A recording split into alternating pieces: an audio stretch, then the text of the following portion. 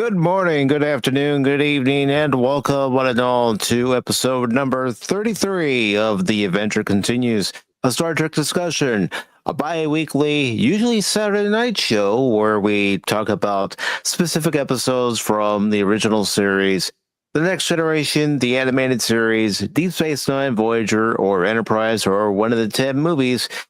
And we take a look at them by watching the episode over in Cosme. We commentate on them and we let everybody know what we think about the episode as we're watching it. Of course, we also let people know what we thought of the episode when we first saw it back when it originally aired, or maybe we caught a rerun of it at some point when Next Generation, of course, being in syndication, was also rebroadcasted from seasons 1 through 6, eventually 7, once all 7 seasons were done.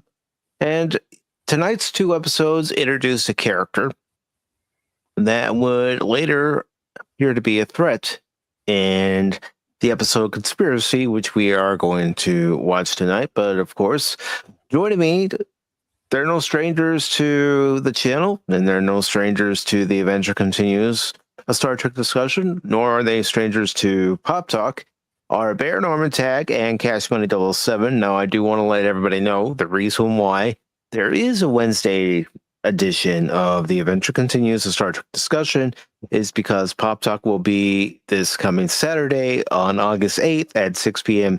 Eastern Daylight Time, as we are going to be watching the Transformers, the movie, for its 40th anniversary on the release date. Now, granted, it's not on the actual day. It would have been awesome if it was Friday, August 8th, 2026, to celebrate the 40th anniversary, but it's going to be a Saturday. But tonight's 2 episodes are 2 very interesting episodes of Star Trek: The Next Generation, especially for the first season. I mean, they're not Code of Honor. They're much better than that. Yeah, man. But, gentlemen, starting with Baron, give me your thoughts on tonight's 2 episodes, Coming of Age and Conspiracy. Wow, this week really went by fast. It's like, wow. Yeah, I know. Oh, right? well, yeah, I mean, it feels like Wednesday. My thoughts on this is this shows that, everyone derides the first season of Next Generation. And that's because of episodes like Code of Honor. The Naked Now, which was basically, hey, let's just, copy the Naked Now from the original series. But so when you did start getting some gems going, some better episodes like The Battle, 100, 100, 1001, or I hope I got that right. That episode as well, you started seeing a growth in the series, and these 2 here is so fascinating because they're tied together. We actually see people come back from a previous episode, something that we're not really used to in Star Trek back in the day, and it's great to see them again.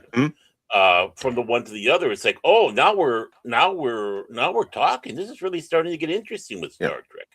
And that's the thing about selecting tonight's 2 episodes too, because back in the very beginning when I decided to do this last year, April of last year, I did say there are going to be times where we're going to watch 2 episodes because of certain theming, because they connect to each other. Exactly, and these do. And these episodes are also some of the saddest for Next Generation, in my opinion. And why I say this is they open a big opportunity to really kick Next Generation to a different, it's still the same show, but a different direction with a new enemy, and they just drop it. And that is something I do want to get into when we get to Conspiracy, of just missing that big opportunity to say, this is the enemy the Federation should be afraid of. This is the enemy that we should have seen Mm-hmm. come Deep Space Nine, let's say, or Yeah. even Voyager. Mm-hmm. I mean, I consider it a much more frightening enemy than even the Borg. The Borg are kind of boring, you know. All they are is They're still scary though, man. I'm not gonna. they're just Mad Max Cybermen. That's all they are. I'm not messing around in that Borg cube, man. Well, no, I wouldn't either. But this is a different type of frightening and scary, and it really would have put a really different notch into how they approach an adversary in Star Trek. So, yeah, I think even more impressive than the Changeling. So, but we can talk about that as we go along. Mm-hmm. But you had the foreshadowing in that one episode, the first episode, Coming of Age. There was the foreshadowing, and it followed through at least with that. So bravo. But yeah, these are definitely 2 episodes that are gems of the first season. Yeah. And so don't let anybody sit back and say the full first season Next Generation was garbage. That's not really true. There was a lot of garbage, yeah, but they're starting to find their feet here. Yeah, that's what it is. I mean, it's the same with Babylon 5. Like, yeah, it just didn't. It's still got to find its feeding. What do they say? What did Phil always say? The production gets better and stuff, which is a big deal. It is, but yeah. You even see it in Next Generation. You see how they were lighting the bridge sets and all the other interior sets in season 1 and season 2, and then comes season 3, where everything changes because they know how to light that set properly, and give you the visuals that you would have liked to have seen in the first season, instead of seeing the studio light shining on the back of the workstations on the bridge, and having to cover it up with black cardboard just so there's not a reflection. And I mean, but Cass, what are your thoughts on these 2 episodes before we get into watching them? I mean, I watched them a few years ago with Paul, of course, when we watched all of Next Generation, and I don't remember a lot of. So I remember more right now what's going on in Deep Space Nine than I do of Next Generation. There's certain things. So I haven't watched these episodes as much as you guys. I just haven't, man. A few times here and there, but I don't. A lot of this stuff will feel somewhat fresh to me, I guess. So I'm gonna be honest about that. That's fine. Honesty is the best policy. Yeah. I'm glad you're doing it for once. Funny. And before we get into this episode, I don't want to be rude. I do want to acknowledge that Shane is in the chat. Good to see you, Shane, and thank you again for joining us Sunday for Wingman. Really appreciate it, brother. Yeah. Also, over on the Rebel side, we have Tommy of Tommy and the Guinea Pig Collective. Good to see you, brother. All and your guinea pigs belong to us. So she is the Admiral of The Adventure Continues, a Star Trek discussion. Yes. The Guardian of the Void, the Keeper of the Dragons, Lady Mist. Good to see you this evening, Lady Mist. Hi, Lady Mist. Lady Mist. And of course, if anybody would like to watch tonight's episodes along with us and comment in the chat section over on YouTube, you're more than welcome to. Everybody's welcome to, because that Cosby link is pinned to the chat. So you can find it on YouTube, Blaze, and Rumble. And give us your thought on these episodes, especially if it's been a long while since you've watched them. Yeah, it's been love to hear what everybody has to say.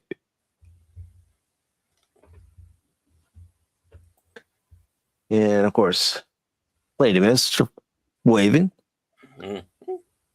Oh yes, I did see that there, Tommy.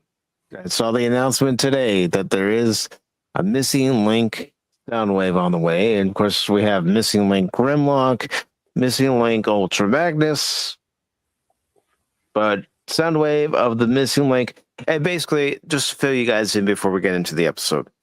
Okay. What Missing Link is they're taking the G1 figures and they're making them more articulated. It's like that Missing Link Optimus Prime I showed you guys a couple years ago. That was $119. So is that usually what it's going to run then? About 100 something? Depending on the character, it could run more. Wow. $1 million. Jeez. But yes, ladies and gentlemen, again, join us over in Cosme because I am starting our first episode of tonight's 2-episode feature, and that episode is coming of age right now. Mm-hmm. What a pretty ship. Yeah. It's beautiful, man. Jake! And Tommy says, funny thing, Mike, they're including a lesser known character I covered on my toy show called The Auto Scout, which was a tape. Yeah. Yeah, and the only time we saw the Auto Scout was when the name of the episode slipped in my mind at the moment, but it's when Megatron duplicated Optimus Prime. And the Auto Scout grabs the coronium crystal and explodes. I don't know about you guys, but it's really sad to me how people want all this stuff to be so ugly, uniforms, this and that. And even it's like these colors you see, they're good, and I don't know why people just have decided to hate beauty and can't see how colors mash well together anymore. It's just disappointing to me. I don't know if you guys care much about that, but Yeah, I was going to sit back and state, if we would have looked in the background on this episode, they were still using the scant, the cute little blonde that was walking around there. Yeah. And I hated these Admiral uniforms. Yeah, they're a little off. Really the stripe on the. I didn't mind the gold, striping. No, not at all. It's a little much. It's a little busy on the side, but I like the other uniforms on everybody else. Yeah, that they would use later. The version of the tunic uniform with the gold piping. Yeah, those aren't. And I see these ugly colors. I saw this in Mortal Kombat too, and I bring that up. It's like, you guys had this cool thing for Scorpion. Just leave it, or Sub-Zero. Just leave it alone, man. It's great. You guys want to keep changing? Just so everybody knows, I'll play the next gen intro for this episode, but when we get to Conspiracy, I'm skipping the intro. It's like a movie. I am Captain Jean-Luc Picard. I liked the second season when we saw it briefly, with the high collar is black and that was getting a little bit more. I mean, that's also what's happened. Like with the newest Trek stuff, it's like, no, these uniforms aren't good, man. You guys are missing the point. And I've seen this for a number of years now. I'm just like, can't you guys figure out how to mash colors together? No, you see some unfortunately nice stuff, they can't. But well, the thing is as much as I sit back and say I don't like it, they were trying. They're trying new things. Yes. They're trying to make it look distinct, right, exactly. something different from the others, something that'd be in the future. And let's face it, the first 2 seasons was trying to capture the motion picture, but still have the uniform colors. That relaxed, right. quote unquote pajama. Shut up, Will. And contrary to what some might say, I've always loved the way the Galaxy. Excuse me. Sorry. But I've always loved the way the Galaxy class has looked, whether it has its, full configuration or the battleship configuration. Because it's a beautiful looking ship, man. Yeah. I mean, it's not my favorite, but it's up there. Yeah, it's not my favorite, but it's up there. Yeah. Oh, at least it's not the Excelsior class, Baron. That's why when I look I do like the Excelsior. I do too. It grew on me. When a ship looks like a box and stuff, it's like, no, you guys could put more detail into this. You can do this. It's like, no. It shouldn't be blocks. Oh, that's why I'm hearing music. I forgot to turn my music off. I thought I did. There we go. But ooh.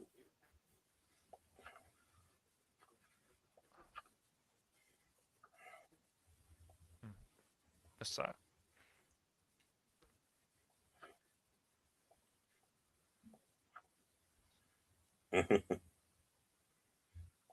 And when I first watched this episode, and specifically this scene, I'm going, "What the heck did they do?" Yeah.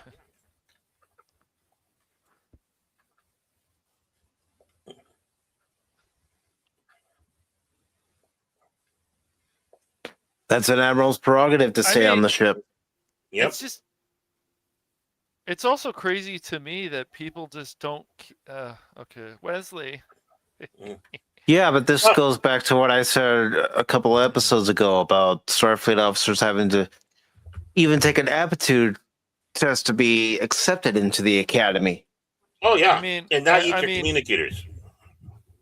I even told Spock recently, just like I said, Spock, pick some TOS episodes to watch, and we watched one where Spock and Kirk went back in time, and they were following Bones because Bones went crazy. It was City on the Edge of Forever. That was the Harlan Ellison story. Yes, yes, I like that. It was a quality episode, good episode, yeah. And this is the episode where we're first introduced to the Benzonite. Yep. Kind of odd that they have a Vulcan going out there and shaking hands. Normally, that's not how Vulcans I'm work. just like, I tell Spock and other people, I'm like, since I have access to this stuff, old Trek, whatever it is, let's watch it. Let's watch more of it. Yeah, and Shane, you caught on because that's one of the reasons why I selected tonight's 2 episodes. Mm-hmm. Not only are they tied together, but they're also tied to the fact that they dropped these story ideas. They didn't continue with them when they had ample opportunities over the course of 18 years to continue with the stories that were started here. That's a Hey, who let them out of the morgue? the medical examiner room. They've dropped the ball with a lot of things, man. It's like they have this great idea, and then it's just they squander it. It's like, no, man, this is great. Keep it going. Well, their excuse is we don't know how to do it. Of course. And we've heard that excuse for many, many years, but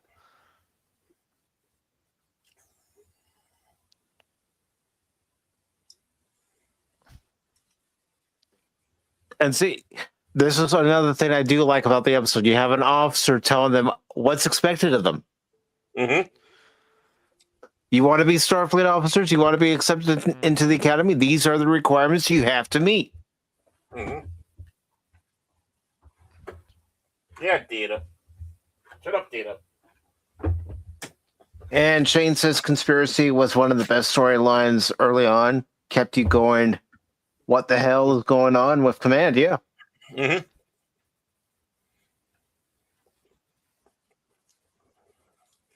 Who's letting the blind man fly the ship? His visor allows him to see the console there, Baron. Yes. I know.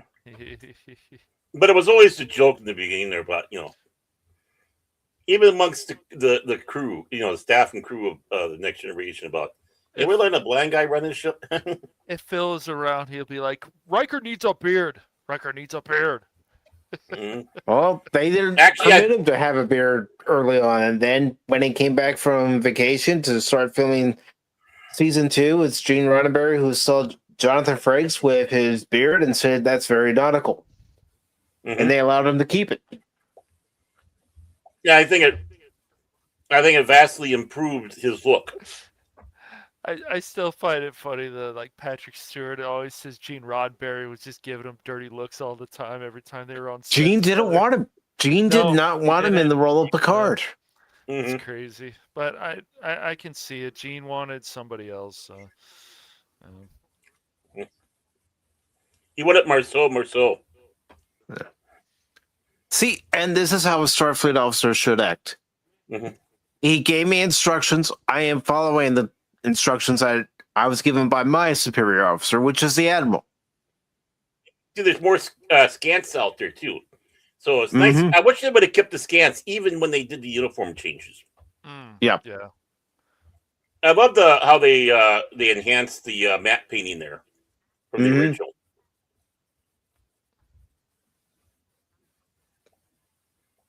And It's good to see you, Jet. what also irritated me is when we watch season 3 of Picard, it was like they said, no, you're disrespecting your father's character by saying the things you did. That's not true. Like, what are we doing, guys? And you're just fine with that? You want to just accept that? No. That's terrible.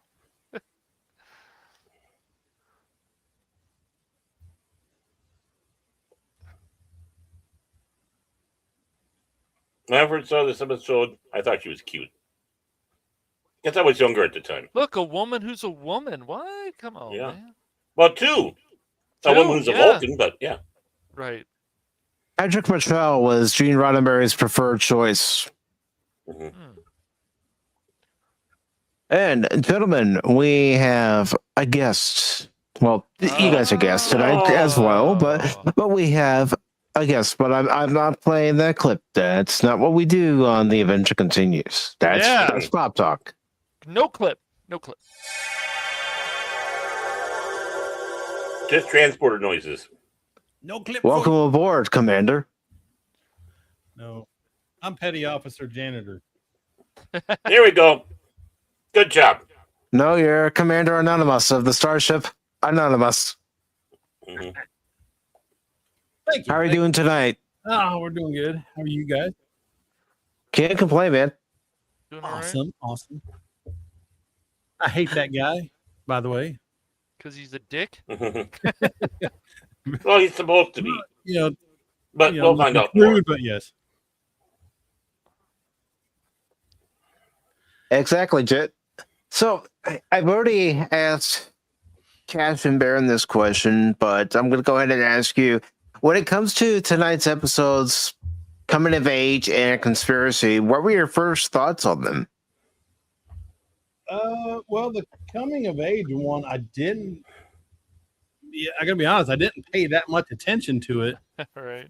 Because it was like that side story with him is like, I hate this guy, and then the admiral was just all mysterious, and it didn't lead anywhere. You know what I mean?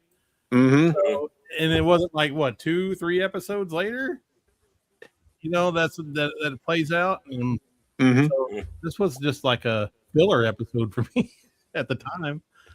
Oh, I can understand that, because you're thinking, why should I care about these two guest characters that are coming on? Mhm. Yeah. And, it's like Shana brought up, and I mentioned in the very beginning of doing The Adventure Continues, when there are certain themes related to two episodes that are connected to each other, that's how we're going to do it. And this episode, Coming of Age and Conspiracy, are definitely connected to one another. Well, yeah, this episode is not a filler, but a setup. Yeah, it's a setup, but I wasn't used to that, and I didn't see the setup. I didn't like, wow, this is going to be something down the road or next episode. I'm used to like back-to-back episodes that tie into each other. Not something that 4 episodes later. That's back then. It just didn't even enter my brain. Hello, Lady Miss. Hello. Hi, Lady Miss. Oh, I always say hi, but I'll say hi again. I want to see on a good side. Yeah, I mean, watching it for the first time, the first run through, it was like, wow, I love this. It's like maybe Next Generation is going to really do a little bit more of a change of what they did originally, but in some ways they fell back into their old habits, except for the special episodes like Best of Both Worlds and stuff like that.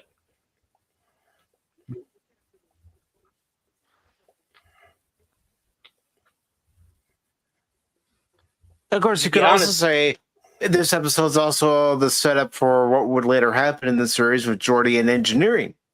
Mm-hmm.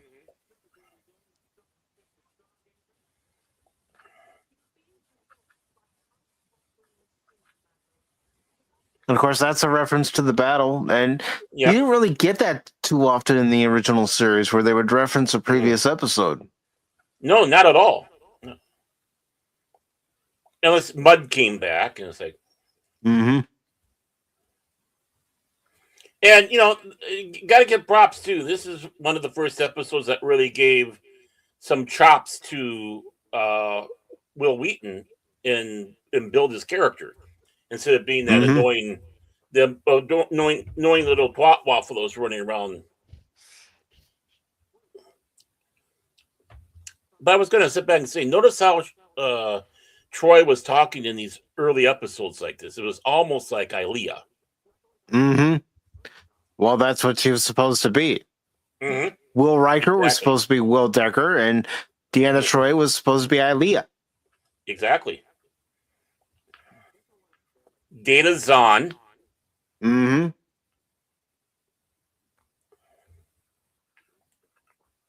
And unfortunately, Worf was a last-minute addition.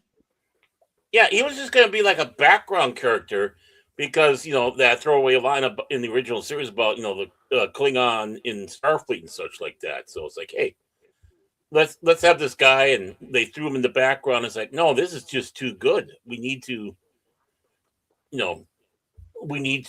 add more and more of him. In fact, if you see the original cast photos that they had, Michael Dorn's not even in them because he wasn't hired at that time. No. See, they were smart enough to recognize that. You wouldn't have got that these days.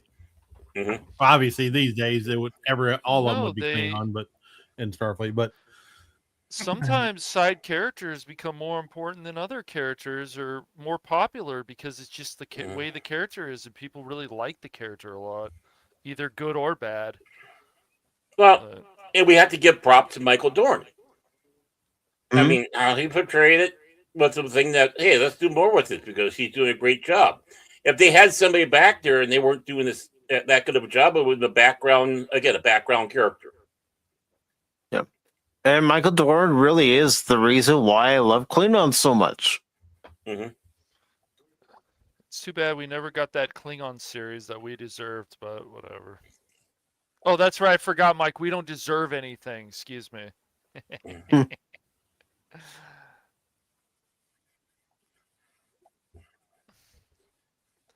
Get out of the way. I want to see the girl in the scan.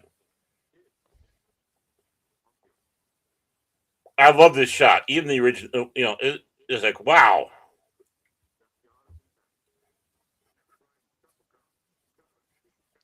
And I love those shuttles that they had in the first and second season. Yeah, I love that shuttle design. And I had nothing against the shuttle pod design, but that shuttle design that we get in season 1, I look at it as a precursor to the runabout.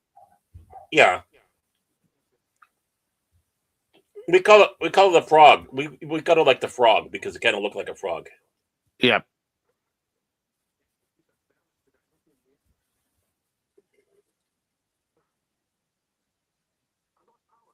And why is there dilithium? It's got warp drive. Mm-hmm. That's another reason why I say it's a precursor to the runabout. Mm-hmm. It's not as heavily armed like a runabout. Mm-hmm.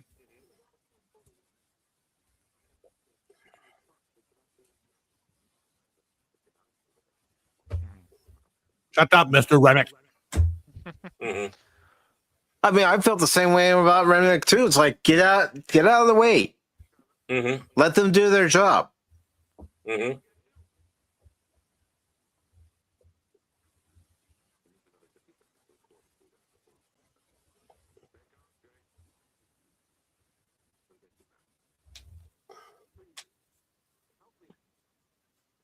And this is why he's not going to the academy. Mm-hmm.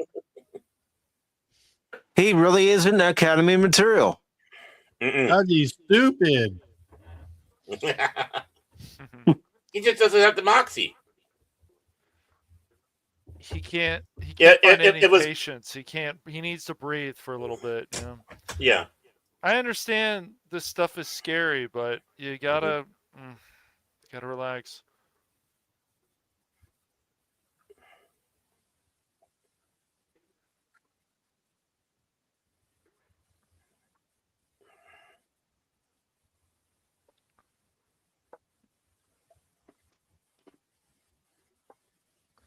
Mm-hmm. See, in some ways, it's amazing this episode got done. Oh, look Mhm. at that! There's actually a little alcove in there. I never noticed that Yeah. before. That's cool. Yeah, I like that. But because the no conflict rule that Roddenberry had, and how Starfleet is holier than thou, and You see it in this episode. mm-hmm. And here it is, like Starfleet's coming in like a hammer and tong and confrontational.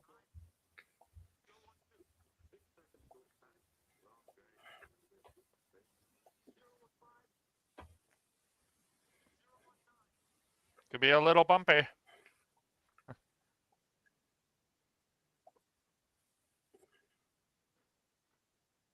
See, now if this was Crispin Trick, that kid would be in charge of giving the captaincy of a ship Yeah. right away.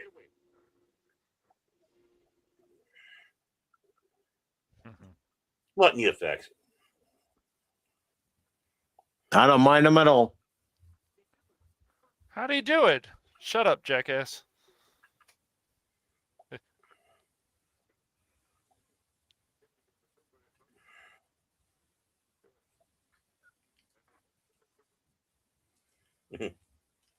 But yeah, certain Someone's getting a people never spanking. have they can't do these things because of nerves, and that's okay. That's okay. Nerves is everybody has some kind of nerves, but Mm-hmm.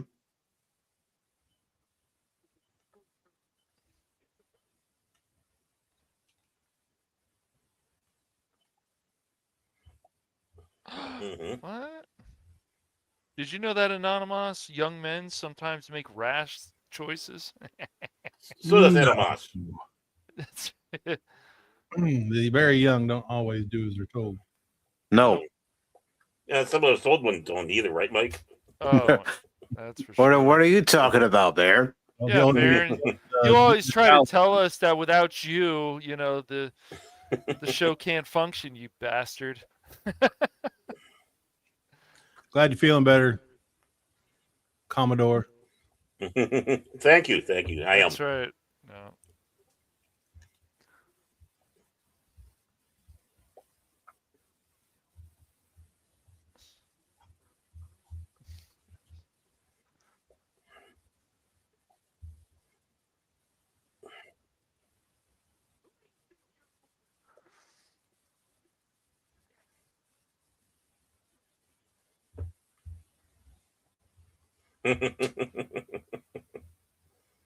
And we learned something here. It's Conan, the start for the officer.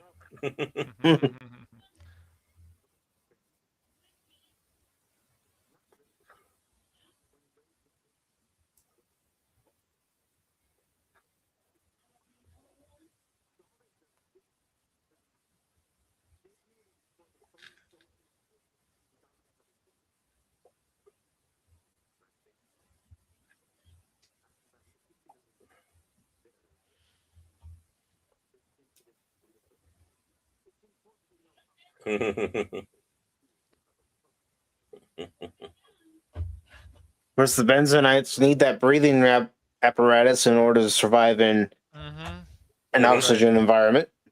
Mm-hmm. You can see the matte painting behind them. Mm-hmm. And then what they've done with the makeup now with Klingons and stuff, it's like, Mm-hmm. guys, go back and do some research, okay? Now, I will say there is a season 5 episode of Deep Space Nine where you see a Benzonite on the runabout that's under attack. Now, you don't see the breathing apparatus, but who's to say that the breathing apparatus hadn't changed by that time? True.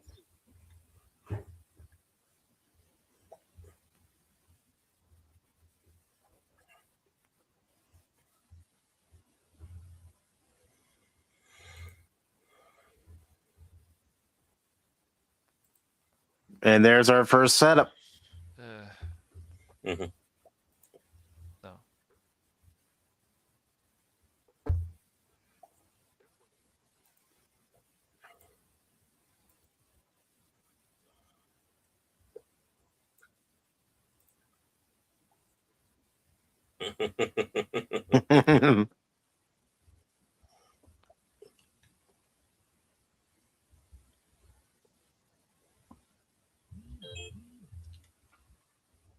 And honestly, I've always loved episodes of Star Trek where the crew's being questioned about certain things that have happened.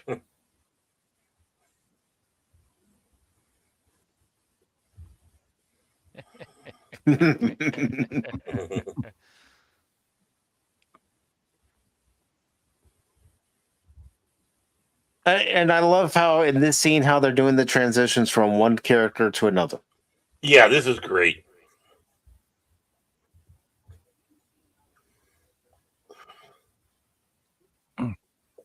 You get a little characterization with Mr. Penis Head here. That he's kind of a sniveling little butt kisser. He wants to fit. He wants some sort of recognition. He likes the power, Yes. obviously. Well, I don't think that's the case. He's coming in. He's got to be a certain way. He's got to have get him off that they make them off base. Be able to be In his able to- brain, right? Exactly. In his so brain, he's he doing wants a to- job. Yeah, he's And doing the job. I think he likes it, but it's those little moments in between. It's like, oh, you don't like me very well. And the look on his face, Yeah. like he wants to be liked. He wants to be respected.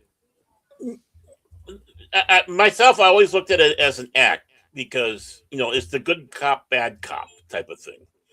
And Well, yeah, I would have you thought saw the that same thing. facade. You saw that facade drop with the shuttle incident.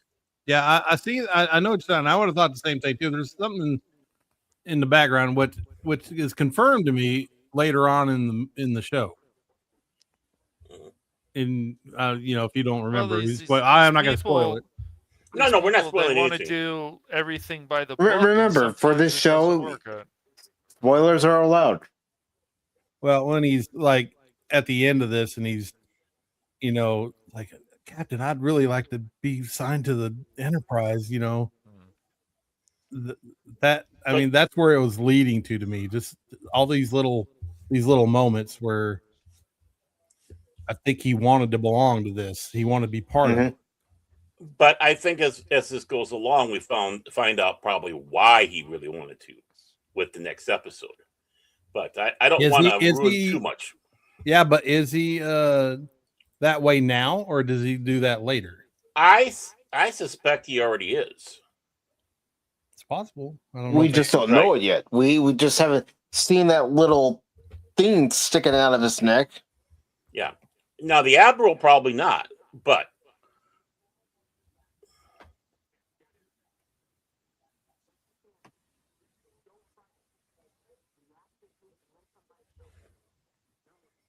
they're playing Candy Crush. He can't play Candy Crush. What kind of Starfleet officer are he going to be?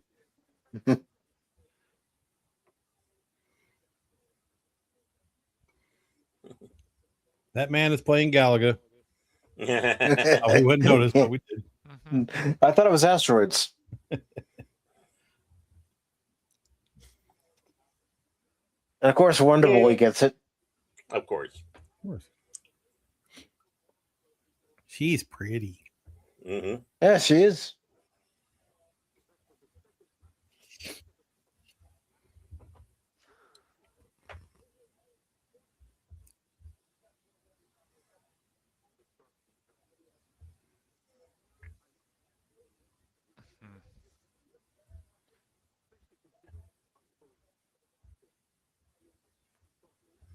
Mr. Mordock.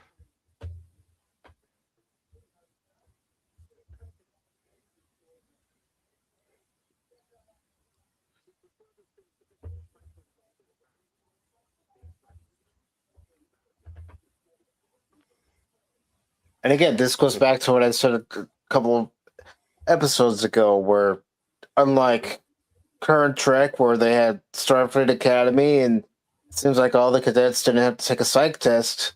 We're finding out in this episode that if you want to be a Starfleet cadet, you have to pass the psych test. It drives me crazy because... Go ahead, Baron. I said that's because they don't want them going nuts out there. I mean, look at the ones that broke in the original series. Commodore Decker, the one that with the Yang and the Kangs, he basically broke. So they want to make sure that they want to make sure that everyone is able to take these on and not break down, at least at the moment. Mm-hmm.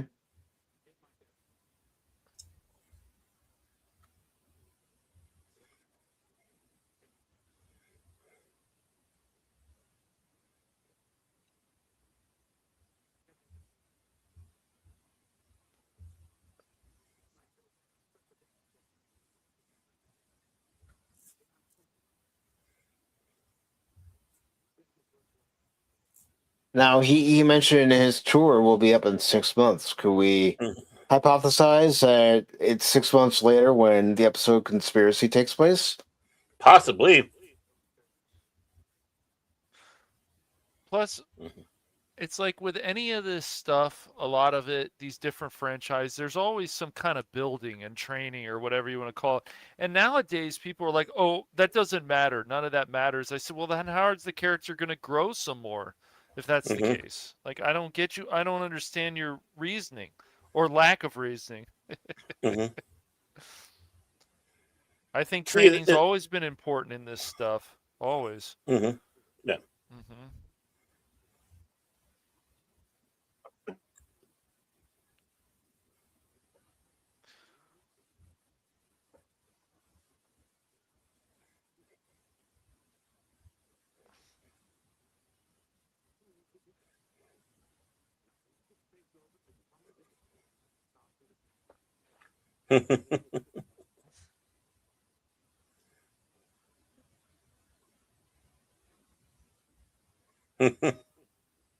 John Luke's being full of kids. Yeah, exactly.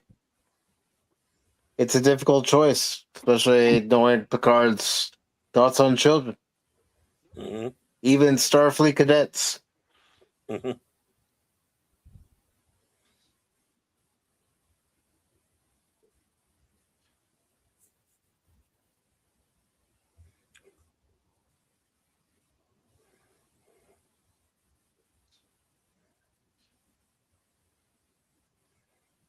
Damn, I miss Star Trek like this. That's why there are shows like this, so we can talk about it. Yep.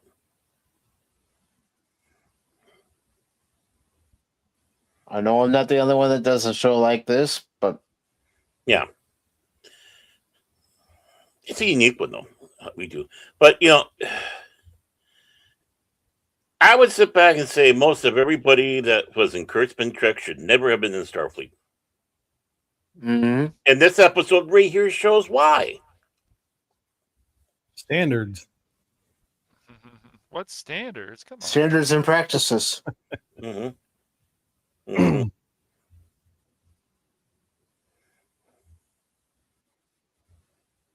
No. I had to breathe oxygen for 20 minutes straight.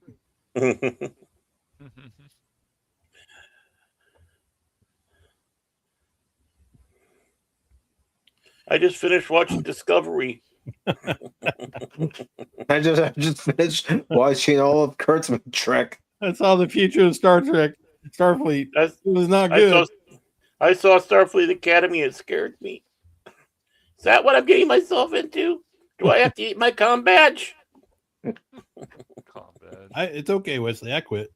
Mr. Murdoch, we would prefer that you not eat your comm badge.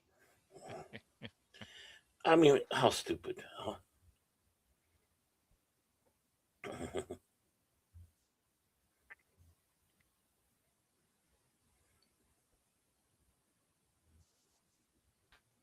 No, it's Yeah. called being locked in a room by yourself with your own faculties. Yeah.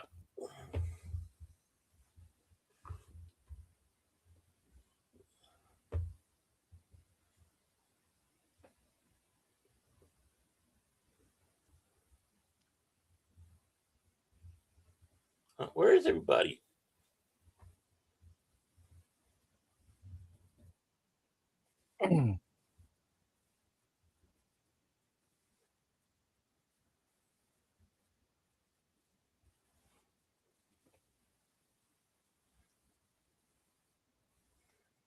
Welcome to hell.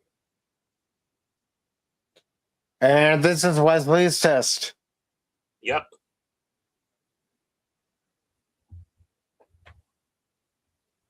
He almost looks like he's wearing the TOS uniform there.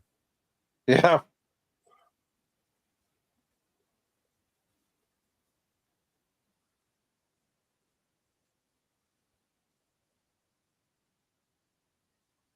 If you're any kind of man, you'd be like, save him.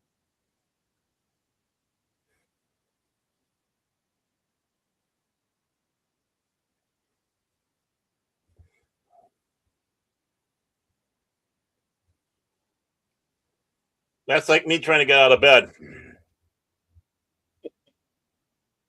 I've been there some mornings. Yep.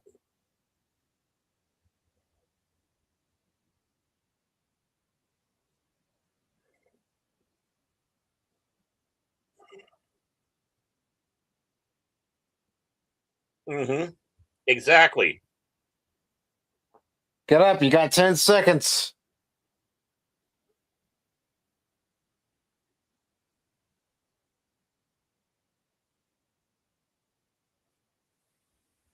Yep.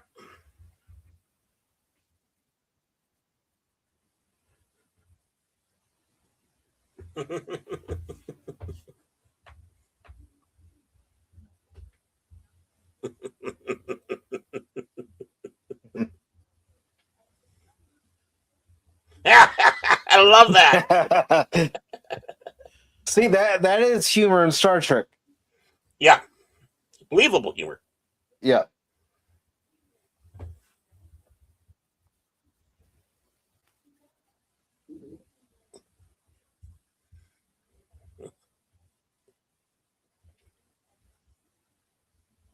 Mm-hmm.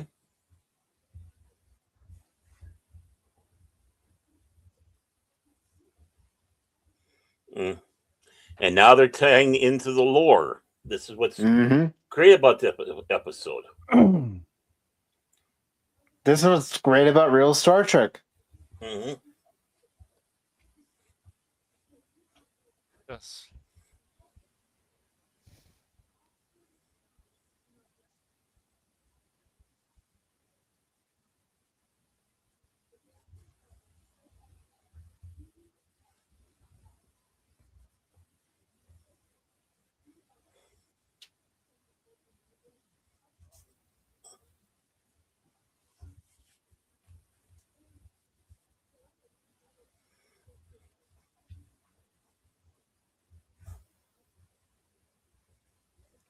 The chair's mine. Yep, exactly. It would have been. Yeah, people were. I had heard Brandon, some other people talking about that. You guys that they could have had Riker just take over the show after everything that happened with Picard and the Borg. Would have been interesting, I guess. Honestly, I think Riker would have been too much like Kirk. Yeah. Yeah, probably. Yeah, I could say. And that's the point. He was supposed to be a little bit like Kirk, because he was the one that's supposed to always keep on going down and doing all this, and Picard stay behind.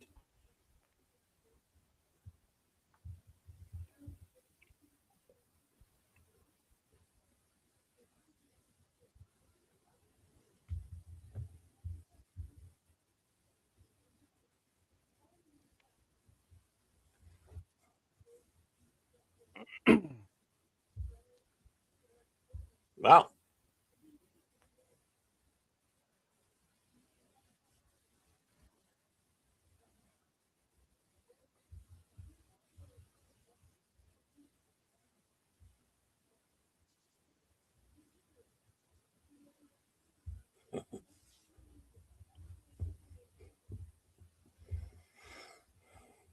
See no, the dealing of loss. Mm-hmm. This is also showing that the one that you would think would be accepted into the academy is actually not the one. Mm-hmm. No, not the one. Not the Oh, one. sorry, wrong franchise.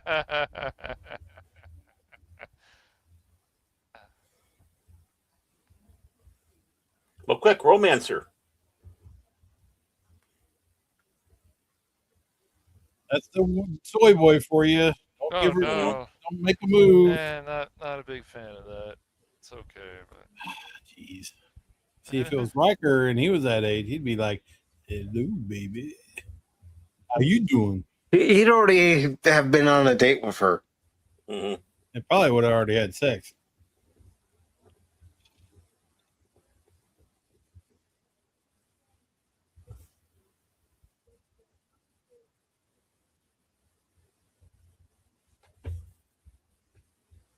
it doesn't.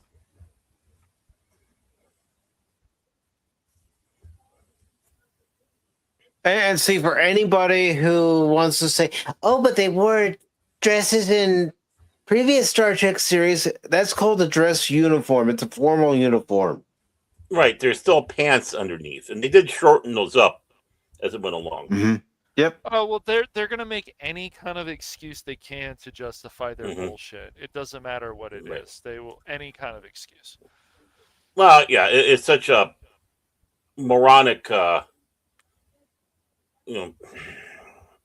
idiots. The whole point of all these shows had values in it, and taking that away hurts every show is out there. It doesn't matter if it's a new show, whatever. It's gonna always hurt the show. Always hurt the story. Now, if they were focusing on the scants, then they would have a point, but they're too stupid to figure out the scants. Yeah. And as it went along, obviously, it's just started to be worn by just women, as we've seen in this episode. Mm-hmm.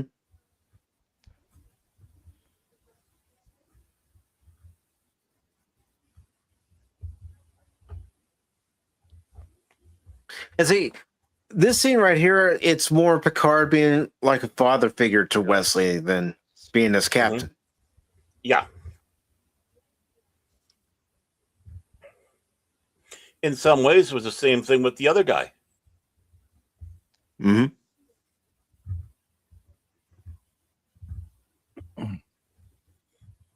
Picard knows best. Once again, it's all this building stuff. It's like if you guys really build these relationships, it doesn't matter if they're straight, gay, whatever they are, and I've said this before, it doesn't matter, then you can get people interested in this, but you got to build it. You can't throw in just some agenda or some lecture, especially if it doesn't make any sense, and it's all just whatever. It's just a bunch of nonsense. I don't. Well, there's a problem with that too, because we have 20 to 24 episodes to build these characters up over time. They don't do that crap anymore. They you don't have enough time to properly flesh out characters. Right, and so their excuse, bro, is that they'll be like, "Oh, well, we have less episodes, then we don't have to have commercials or whatever." But this is on streaming. You shouldn't have to worry about this. It seems lazy to me. Well, you guys could have 15, 20 episodes or something. I don't. Well, I do disagree with the only 8 episodes you can't build characters. I do not agree with that because you take a look at the British shows that are out there. A lot, basically that's what Luther they have. Had like 6 episodes with the miniseries and stuff. But yeah, go ahead. Right, and Red Dwarf. I mean, look at the character building in Red Dwarf in just the first season, 6 episodes, and then continue on and on. The most they had in the season was actually 8 episodes. But generally, it was 6, 6, 6, 6, 6, 6, 6, all across the board. So it's not the amount of episodes; it's the quality of the writing. It's like a 2-hour movie. Then it's like, well, we can't get invested in these characters because we don't have enough time to invest in it because it's only 2 hours. No, it's how it's acted, how it's written, how it's directed. No. And that shows exactly how piss poor the Kurtzman era is.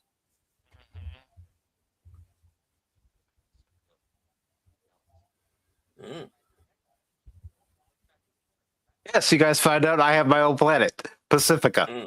Mm. Pacifica. I knew it. Okay. So that's where you come from. Yeah, Yes. web feed and all. Mike's an illegal alien. Yeah. You know how many times I've been calling ICE on him and no Yeah. one listens Oh man, I Mhm. know. I knew it. Well, I'll tell you who I really do believe is an alien. I believe Zuckerberg is an alien, Anonymous. I really believe that. to me. No, he's a lizardman. Those eyes, man. Oh, Yeah. Maybe a lizard, man. But He's whatever. cold blooded. The Data's laugh in this episode always creeped me out. Yeah. I think it creeped everybody out.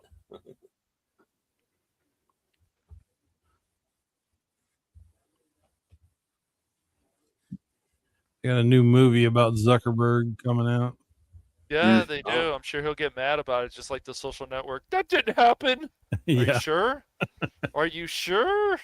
Are they going to Seems show the pretty- scenes where he eats the grubs? He's going to be like from V, you know, it's like take a mouse and the mouth opens up, the jaw expands so he can eat the mouse. Swallow the whole. No, I know during coming of age and then this episode, there's some gaps to fill. By this time, Tasha Yard is DED. Mm-hmm. Dead. Mm-hmm. And If she would have just and- held out a little bit. did Data get it lucky with her before that?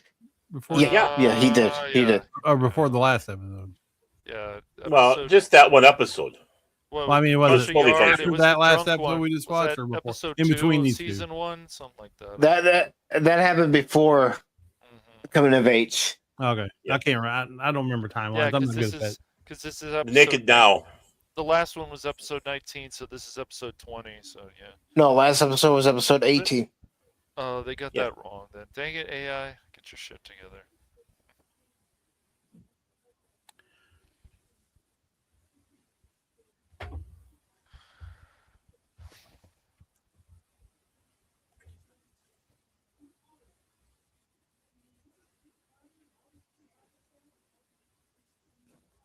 What? What? And see, continuing with what we talked about before, drop storylines. They could have ended conspiracy the way they did and began season 2 picking up from that. Yeah.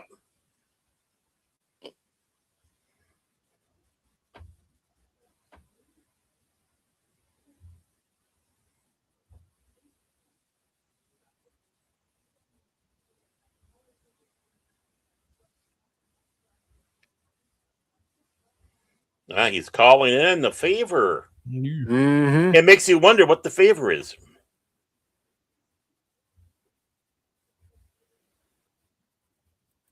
We got a foothold situation.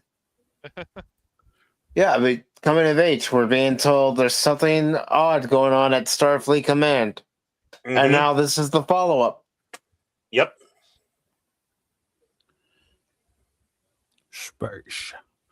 The final. I did say I was going to skip the intro this time. Starship. That's Yeah. if it lets me. It's continuing mission. Brings new Hello, number 1. Number one, I heard you took a number two and didn't flush properly. No one has gone before. Oh, dude. No. Dang it, Farron. These are the Voyager of the Starship Enterprise. Its continuing mission to find me TL Grey Hawk. Picard, you're a piece of shit. No, I'm not. Go sit in the corner, Picard. Wait, Picard, you were right. That's what the Well, season I'm 3 of sorry. Picard was. Picard, I told well, you. I mean, you see Picard. You know, even I the know. first season, and all that. It's like Mhm. this. That's what they did to this man. I know, dude. It's so insulting to see what they do. And the fact that other people, even that have watched these old shows, oh, I'm fine with that. It makes sense. Does it? No. It makes sense? Okay. No, I Are do you believe sure? in old soldiers don't die, they just fade away. Right. But it's got to be done right. I mean, it comes to the point that, you know you can't do it no more, whatever. But don't, yeah, it's just.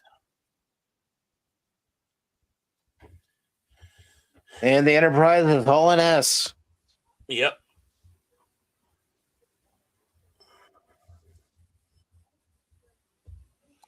Sounds like a pharmaceutical drug. Yeah, it does, doesn't it?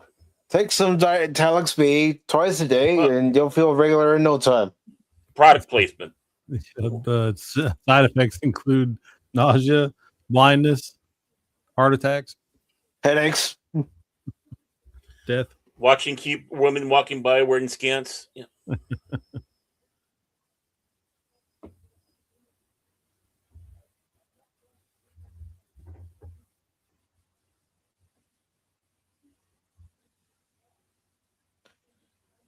That's one thing I didn't miss about Data as the seasons went on. In a manner of speaking, this, in a manner of speaking, that.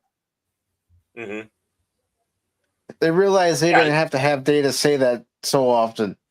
True. Oh, well, because the character, and the character is growing. I mean, you could tell that it's like his interactions with these people, this crew.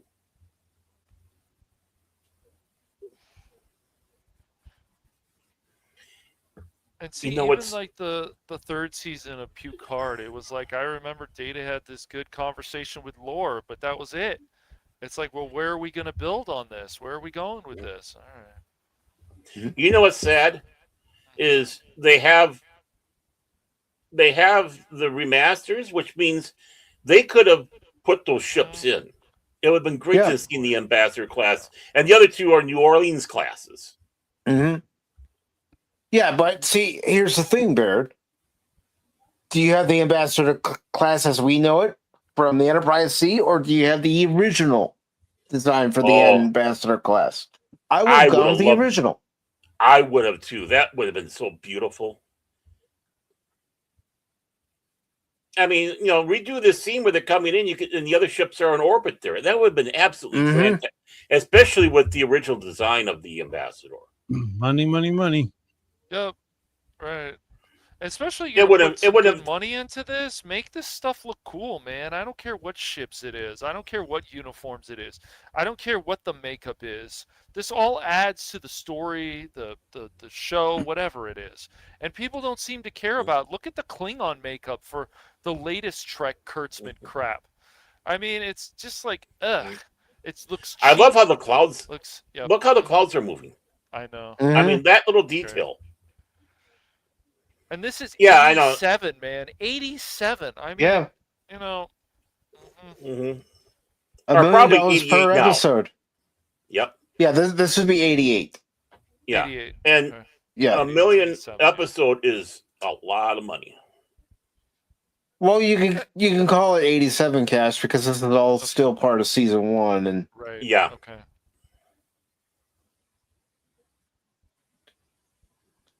Season 1 was 87 to 88. Season 2, 88, 89. Season 3, 89, 90, and so on. Looks like that guy took his time off from his biker gang to come hang out in space. Mm-hmm. Yes. Well, this is the first time we actually see a Bolian. Yep.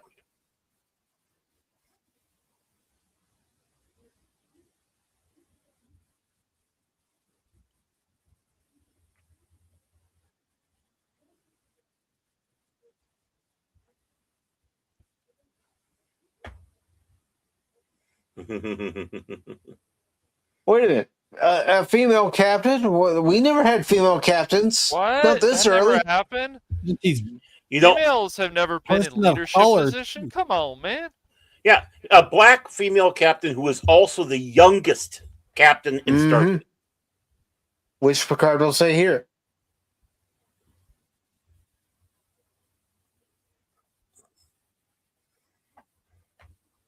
Beat that, Michael Burnham. Yeah. She's arrogant too. Nice. Well, they're captains.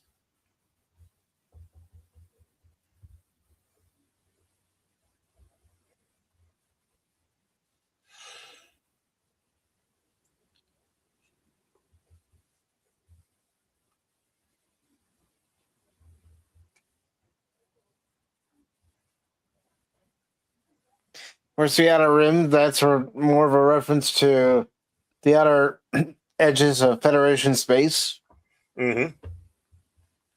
You were hanging out at the Rishi Maze.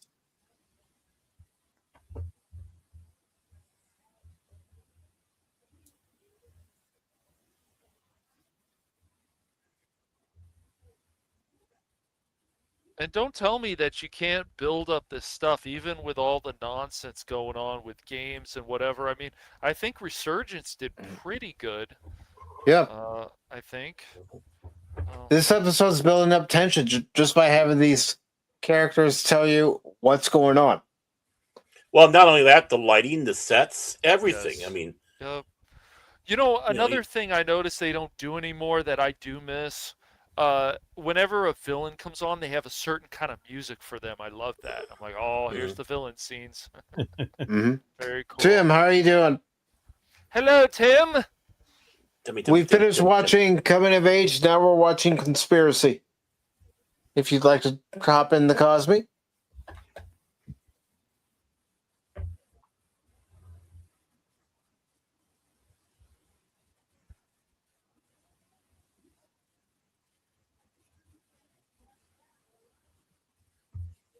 But a lot of people nowadays see the brand name and they're like, I got to watch this. I got to watch this. And it doesn't matter if it's this. If we don't watch it, it's going to die. Well, maybe it needs to die and then recycle or something else or heal, whatever. Just because you make something doesn't mean it deserves to exactly, bro. move on and live. That's right. I know a lot of people worked hard on it. All the behind the scenes people, they get jobs and whatnot. That's all well and good, and they work real hard. But when the 3 or 4 different aspects of your project all suck, writing, directing, acting, what have you, any one of those can destroy your the whole project. point of this stuff should Listen make to the music. money. That's right. Should make money. The music tells the story as well. I've always said that. And build a fan base on this stuff. That's why people get annoyed about what's happened to Last Airbender or whatever it is, Dragon Ball, other stuff. They get annoyed because people really like this stuff. Especially some of these people have passed away. They just want to spit on their grave. How is that cool? It's not. Nope.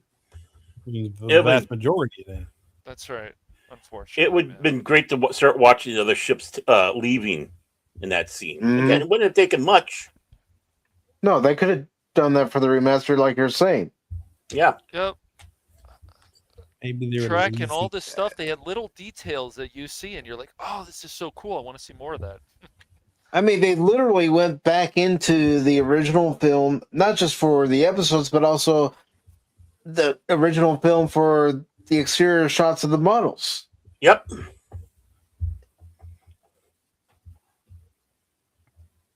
And these people that want to always talk about this stuff is old. It's like, they can remaster this stuff if they really want to, right? Right. Yeah, they could remaster DS9 if they wanted to. They could remaster Voyager if they wanted to. That's right. Well, look at what they did with TOS, Mm-hmm. Yeah, but it's. I mean, this is the remaster version of Next Gen. It looks nice. Yes. Yeah, I mean, it'd be great and all, but I mean, if what they say is true, they can't make money doing it. Right. And why would they do it? I call BS on that. Dude. It might be. I'm not saying it ain't, but I'm just. I know you're not. I know you're not. It's always. What was that? I'm sorry, I was paying attention to the show. They're talking about how if they did the remaster of Voyager and DS9, they would lose money because they supposedly didn't make a lot of money on the remasters of Next Gen. Well, BS. I call BS on that. Besides, they have all this stuff on streaming. People are going to streaming. So, I mean, I mean, what is their excuse? People even want to go back and play Elite Force because it's a really fun game and it's well made. And the people that made it care about what I feel Trek should be. And I know people say that's an elitist attitude. It's like, well, Trek has to be a certain way. Look at what's happened. If you have an academy show, for example, there needs to be a lot of training, there needs to be a lot of drama, and not just stupid things, like feet. Notice that you said Remember, Tim, quadrant. and remember, Tim, for the adventure continues. I don't mind if people want to give away spoilers. This show is for those of us who have seen this episode, but now we're on a live stream commentating on it as we watch it. Mm-hmm. But here they're saying in another quadrant because they hadn't gotten the alpha, beta, delta, gamma quadrant all set up. No, not quadrant yet. was something with inside Starfleet. So I love how little things like that too. And see, it would be easier for them to do at least the interiors video for DS9 because that was already shot in widescreen. They had to shrink it down to 4:3. Yep. And if anything, what we left behind, what that documentary showed, is they can upscale those effects to HD if they took the time. Yes, it would cost money, like Tim's saying. Of course. But there are fans, me being one of them, who would buy it. Yep. Yep, why not?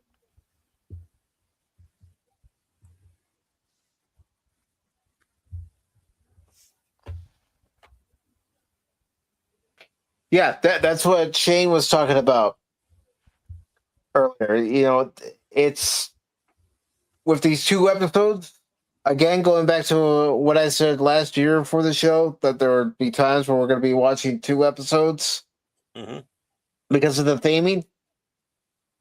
They do this setup, but they never give us a payoff. It's happened with other shows too. It's very it can be disappointing.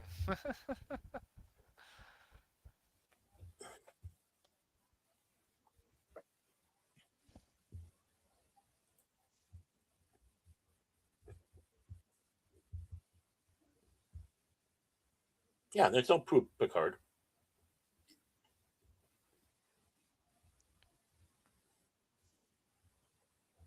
Picard, the best captain ever.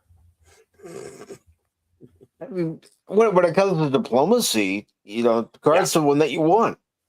Right. When it comes to smacking people around and telling them, you ain't messing with us. You want Cisco.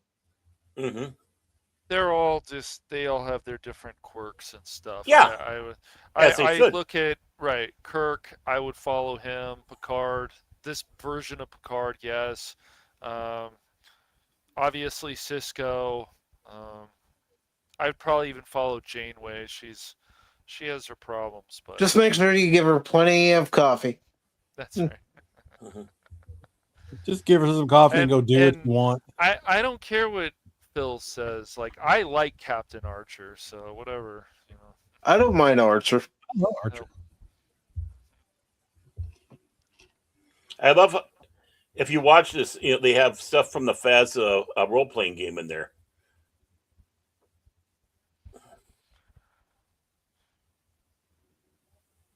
And the thing is, they're showing how fast Data can read. It just goes even faster as the series goes on. Yeah. I thought it was neat. I like those things,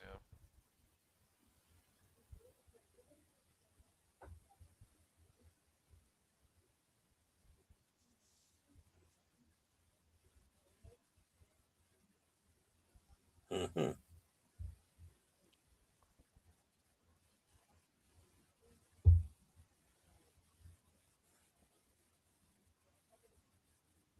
Mm-hmm.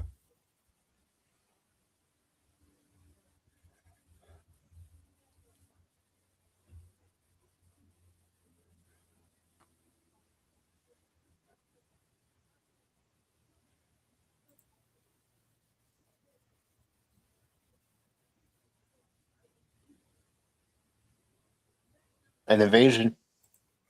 Mm. Mm-hmm.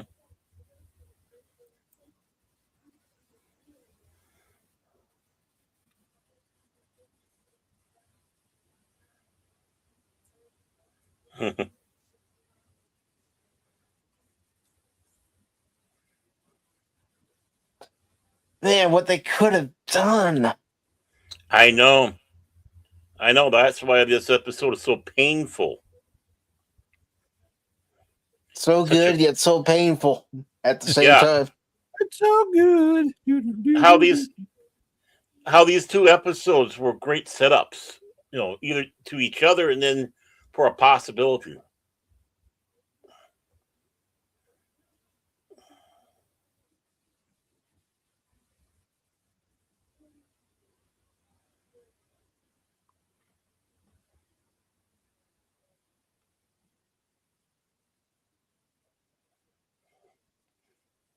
Hey, there's And Moon Base Alpha.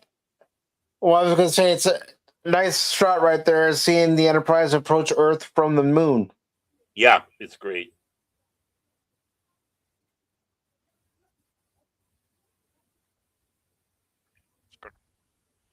That's great.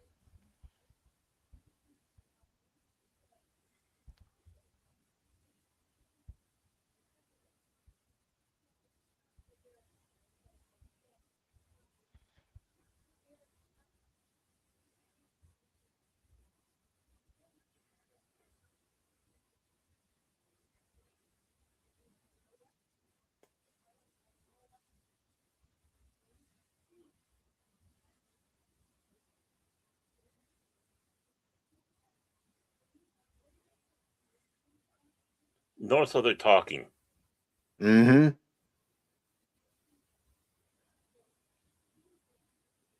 And look who it is, Remick. Mm-hmm.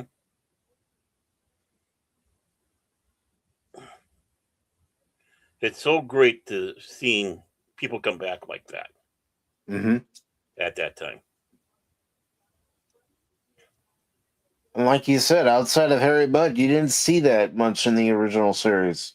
No, he was the only adversary to return in the live action, but you got, had others that returned in the animated. In the movie. Con.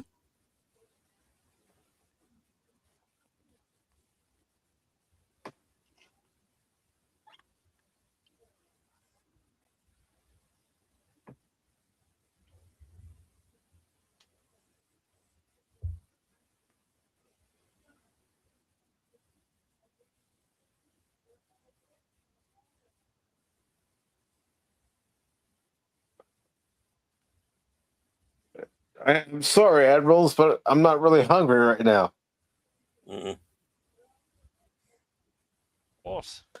But see, you can't do that. When the Admiralty tells you to come down and have dinner with them, you go down and have dinner with them. Right.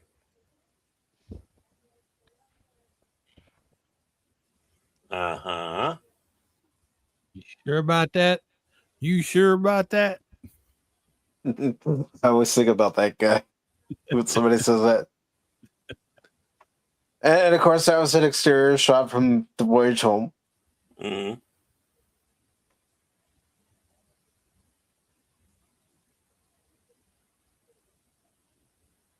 What do we have here? It's purple. The Pokemon. He caught It's up my one. pet. That's my pet.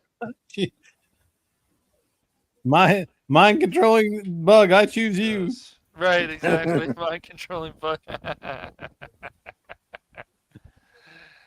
love it.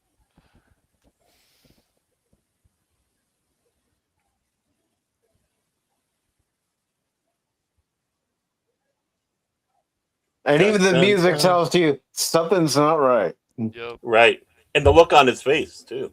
Mm-hmm.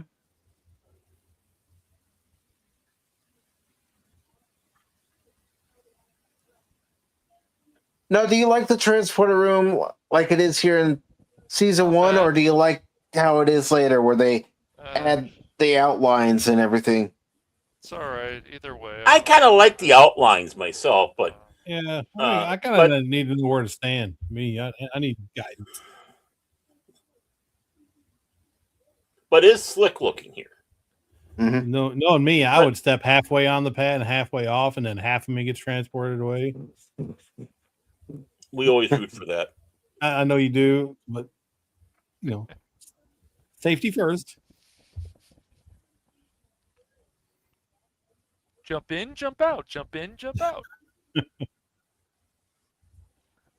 Anonymous, we told you to stop doing that. Jump in, jump out. Jump in. He's so fun. Mm-hmm. Notice how I use the word assimilating. Yep.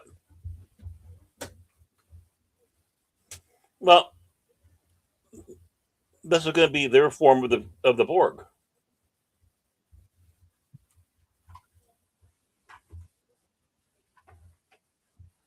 That's outstanding.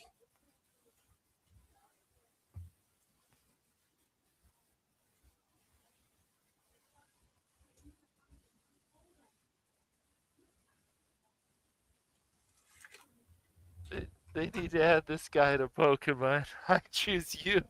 Mind control bug. I can't.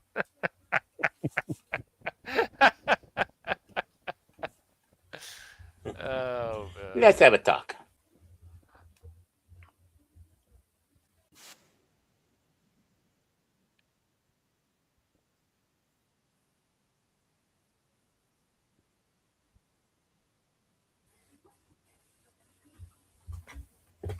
Hard suspicious. Oh, yeah. He knows Gregory Quinn.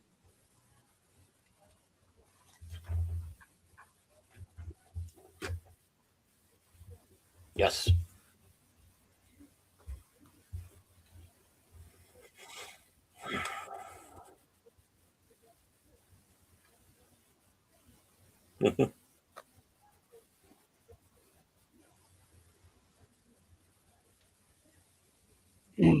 It's like one of those ovens that are electric and it's a flat pad and all that. And Mm-hmm.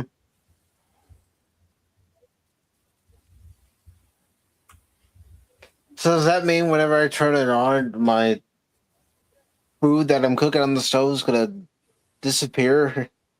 mm-hmm. Leave it on there long enough.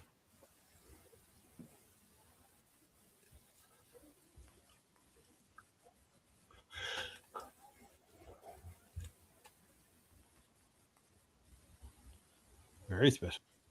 Hmm. I threw away a bunch of those this Slugs. morning in my trash can. We've prepared slugs. No, they didn't Mhm. prepare slugs.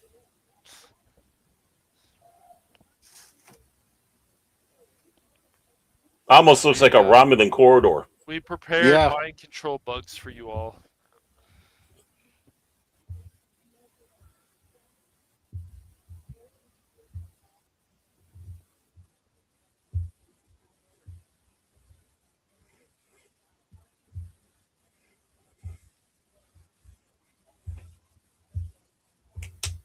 Mm.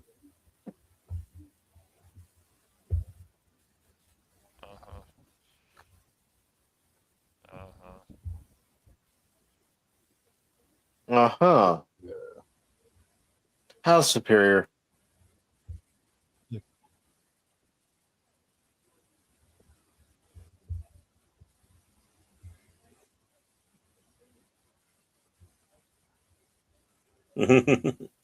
and the little quips. I mean, Mhm. you're getting your butt kicked by an old man. Old man with a bug inside him.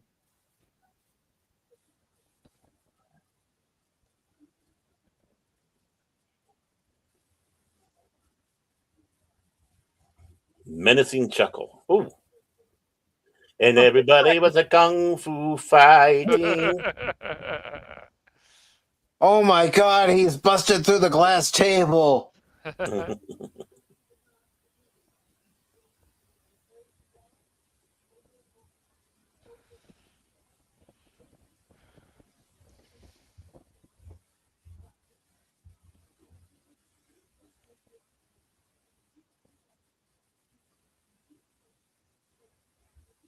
Old Gamer 72 Cutlass. How are you doing tonight, good sir?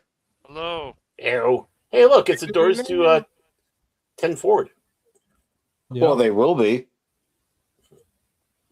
No need to reinvent the wheel. Wait, how do More you...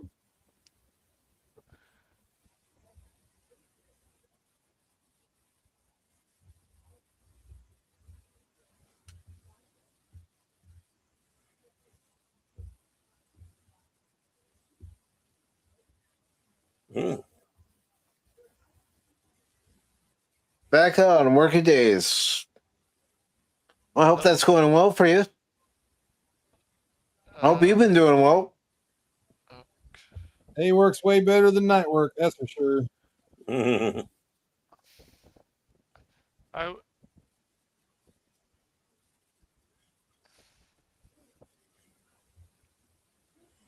Jordy, you...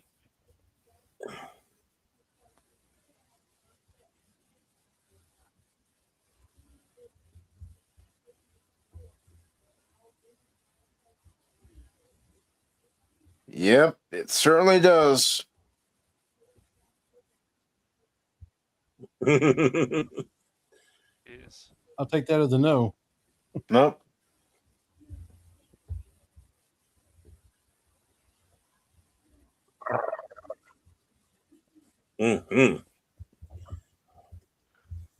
Klingon. Like, Well, hey, give me just a for minute. I'm work- going to run back to my room and get my bat lift. Yeah, that's exactly what I would do. But for Worf, perhaps today is a good day to die.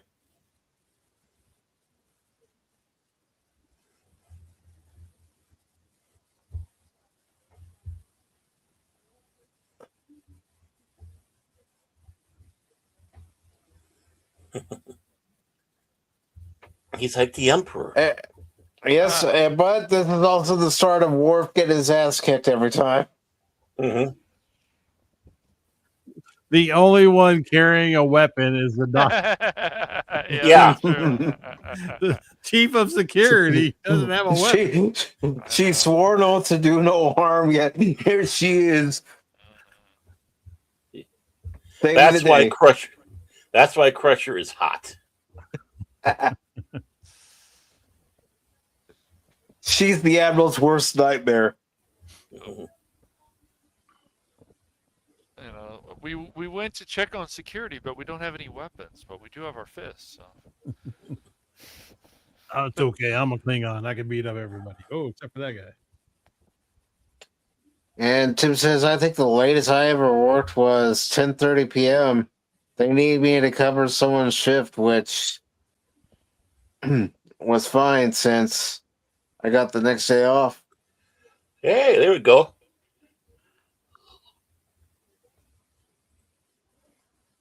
It's a skin tag. This is it. Yeah, skin tag. That moves. It's alive.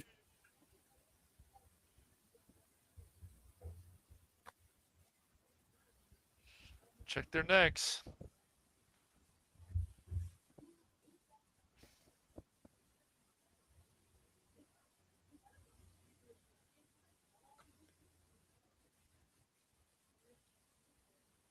Yeah. How logical.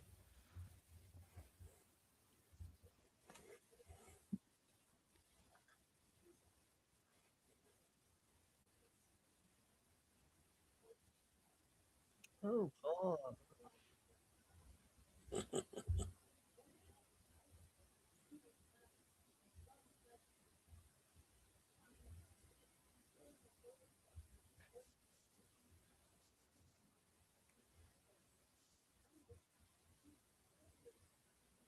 No. Oh, it'll cost you.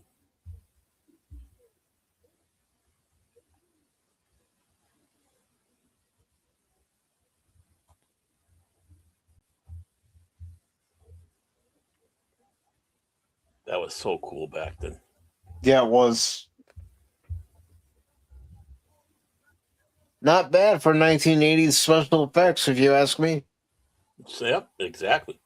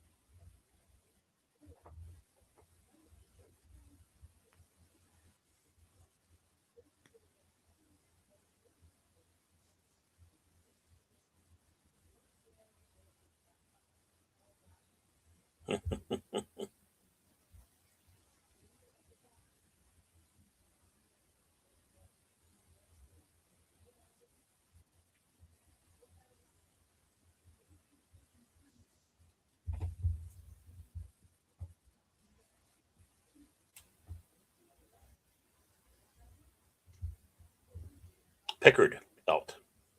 And to think that's just a Well, redress of the.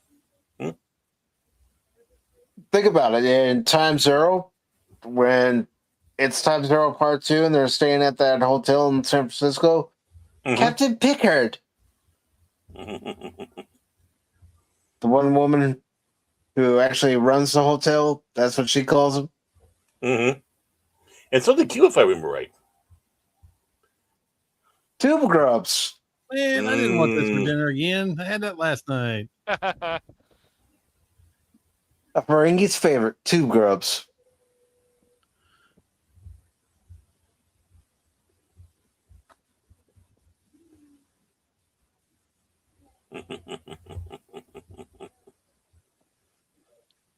Yum. Dumb. Like, well, you're getting protein. Yeah. I think there's a fly in this one. Oh, it's hatching. Oh. Hey, there's a soup in my fly. He's gonna crawfish out right out the door. Yeah, Picard's like, I've lost my appetite.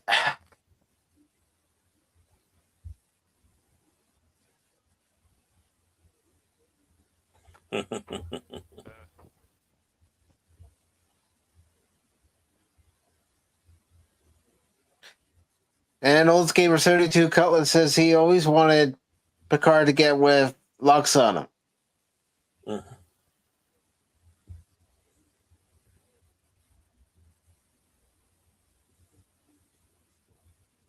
All in good time.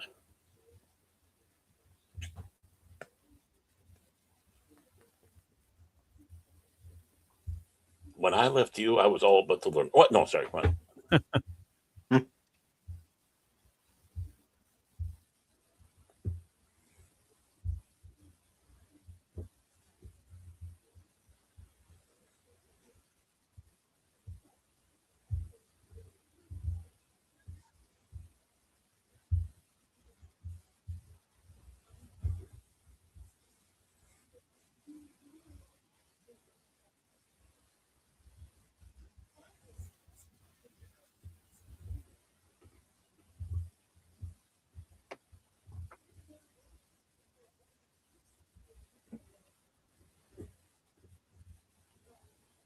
Slowly. That is so good.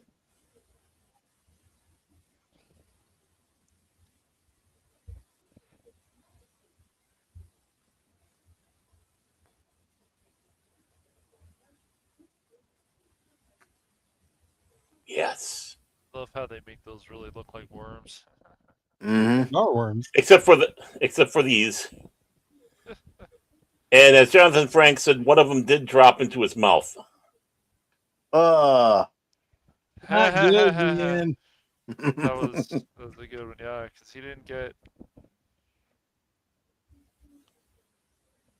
I'm running away. Oh, She's and I love saved. that. And the Dustbuster. Yeah. Not only can it worms for fire phase them. beams, but it can also help clean that untidy mess.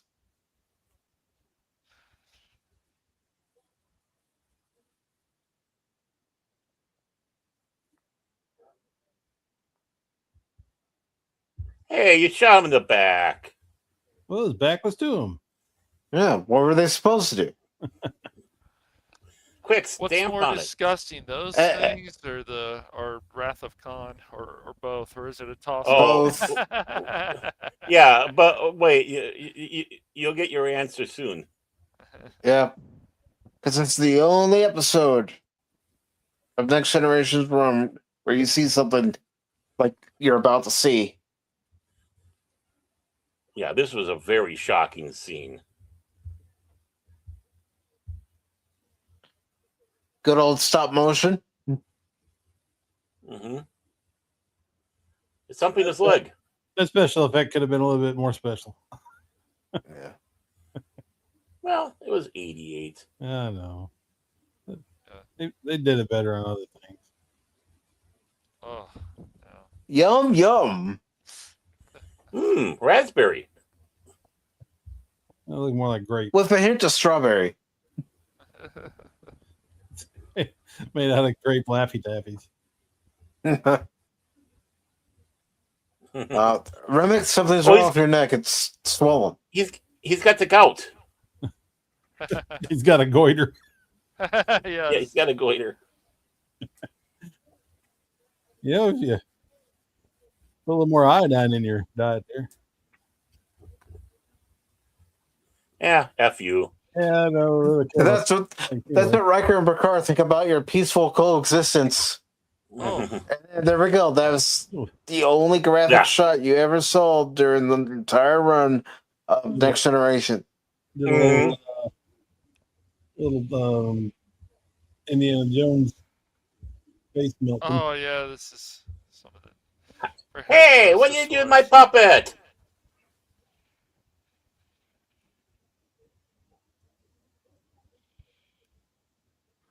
They had to cross the streams in order to kill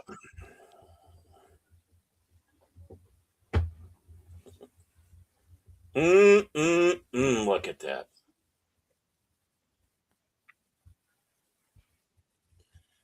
Someone's going to be eating good. Reynolds Gamer 72 Cutlass says that seeing Troy basically naked in the wedding episode, I did the anime bloody nose thing. Why couldn't it have been Crusher? And yeah, you're right, Tim. It isn't as bad as anything new Trek. Oh, yeah.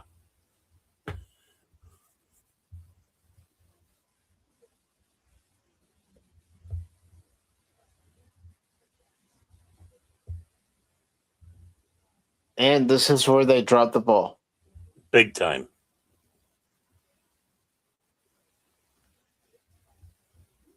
We were waiting, and they said, "No, we're not going to continue." We're still waiting, Baron. I know. Well, I wrote it off because I don't think there's anybody who's going to take it up. The only ones that did was the comic books.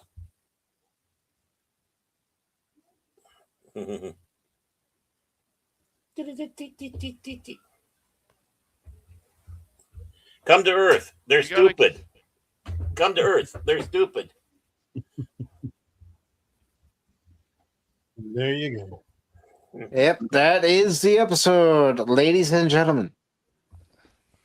You know, like I said, I'm surprised that episode ever got made with Gene Roddenberry around. Right. Especially with that shot of Remick at the end. Yeah. I mean, that was at the time, 1988. It was like, you got to be effing kidding me. Yeah, it kind of gave me a little shock there when I first watched it. I was like, whoa, hey, whoa. What's going on here? They blew his head off. They did. Got his You're whole welcome, Lady Mist. exposed. Well, not only that, you see the head and skull exposed with the eyes, and you see that blow up. Then you see the chest burst out and the creature inside, and that was something that you wouldn't expect in a primetime TV show. No, that's something I would have fully expected in a B horror movie. I was expecting, hello, my baby, hello, my darling, hello, my ragtime gal. But Check, please. The scene is way more set up than freaking the other Crusher running around looking like something out of the Shiny and shit. And Pew Card Season 3. This like horror scene stuff. I don't know. They just, even the new Trek game that's coming out, it's just got this horror feel to it. It's weird. So No, there has been I- some horror sci-fi stuff before, obviously in Trek, but I'm not saying there hasn't ever been horror in it's just the Star way they're Trek. setting it up. Oh, yeah. It's like, oh gosh, it's so dark all the thing. You guys saw some of the new game, I'm sure that's going to be coming out. no, Okay. no, I'm serious. I didn't, but I know that they're all bragging about this latest season of stale old worlds. Where the first episode's all this horror stuff. It's the best horror. It's never been done before. And it's like I'm thinking Cat's Paw, Conspiracy. Even the bad ones. Sub Rosa. It's like at least we're Night trying. Terrors. But Night Terrors. Thank I you. never watched Lower Decks. I've only seen a few clips of Discovery. I've never watched an actual full episode of that. It's just been the season 3 of Picard. I couldn't push myself to watch any of Starfleet Academy. Oh, come on! It's right up your camp. That Klingon. You have been a big fan of the Klingon. Oh, sure. 15 minutes into the episode, I said, I'm out. I'm out.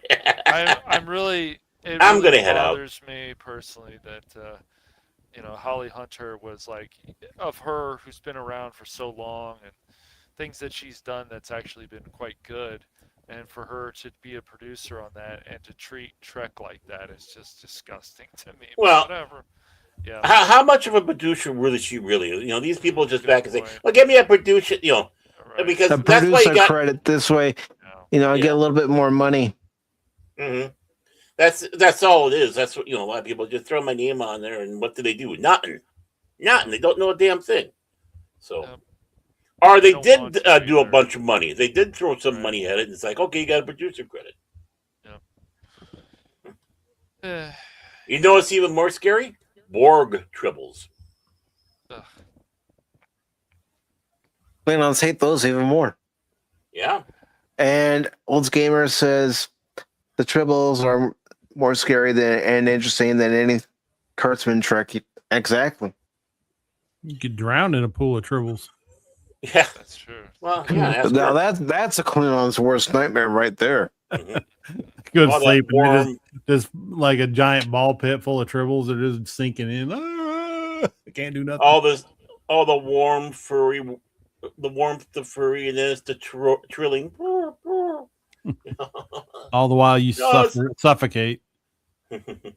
Well, and when it comes to like all these shows, it's the brand name. Oh, the brand name's on. I gotta watch it because of the brand name. And you take that name off, many people wouldn't care at all. Some people would probably still try it, but they wouldn't care. And they don't. We'll see if Trek ever heals. We'll see if a lot of this stuff ever heals. We'll see if it's just gonna take other people and doing these fan projects that really care about the source material and whatever, and go from there. Who knows? While if Paramount's serious about it, I don't want them to develop a movie. I want them to develop a new TV show, but I think they need to wait a few years. They do. Right. Let us detox from Kurtzman Trek. The thing Yeah. is, things need to be unfortunately removed as canon. Once they are, then things can start healing. I don't consider Kurtzman Trek canon. No. But I Our Kelvin universe, none of those exist. No. They're Wesley. They're Wesley doing fan fiction. That's what it is. As far as I'm concerned, Romulus still exists. Remus still exists. Mm-hmm. Vulcan still Vulcan exists. Yeah. I mean, what the hell? Hey, let's go through Star Trek and blow up planets. No. But And we have this Holman's effect for a system that's so far away with light years, but yet it takes out Romulus and Remus right away. Well, Yeah. I mean, It's like you even kind of would like have a warning, I'd think. you would have a warning, but also keep this in mind, Baron.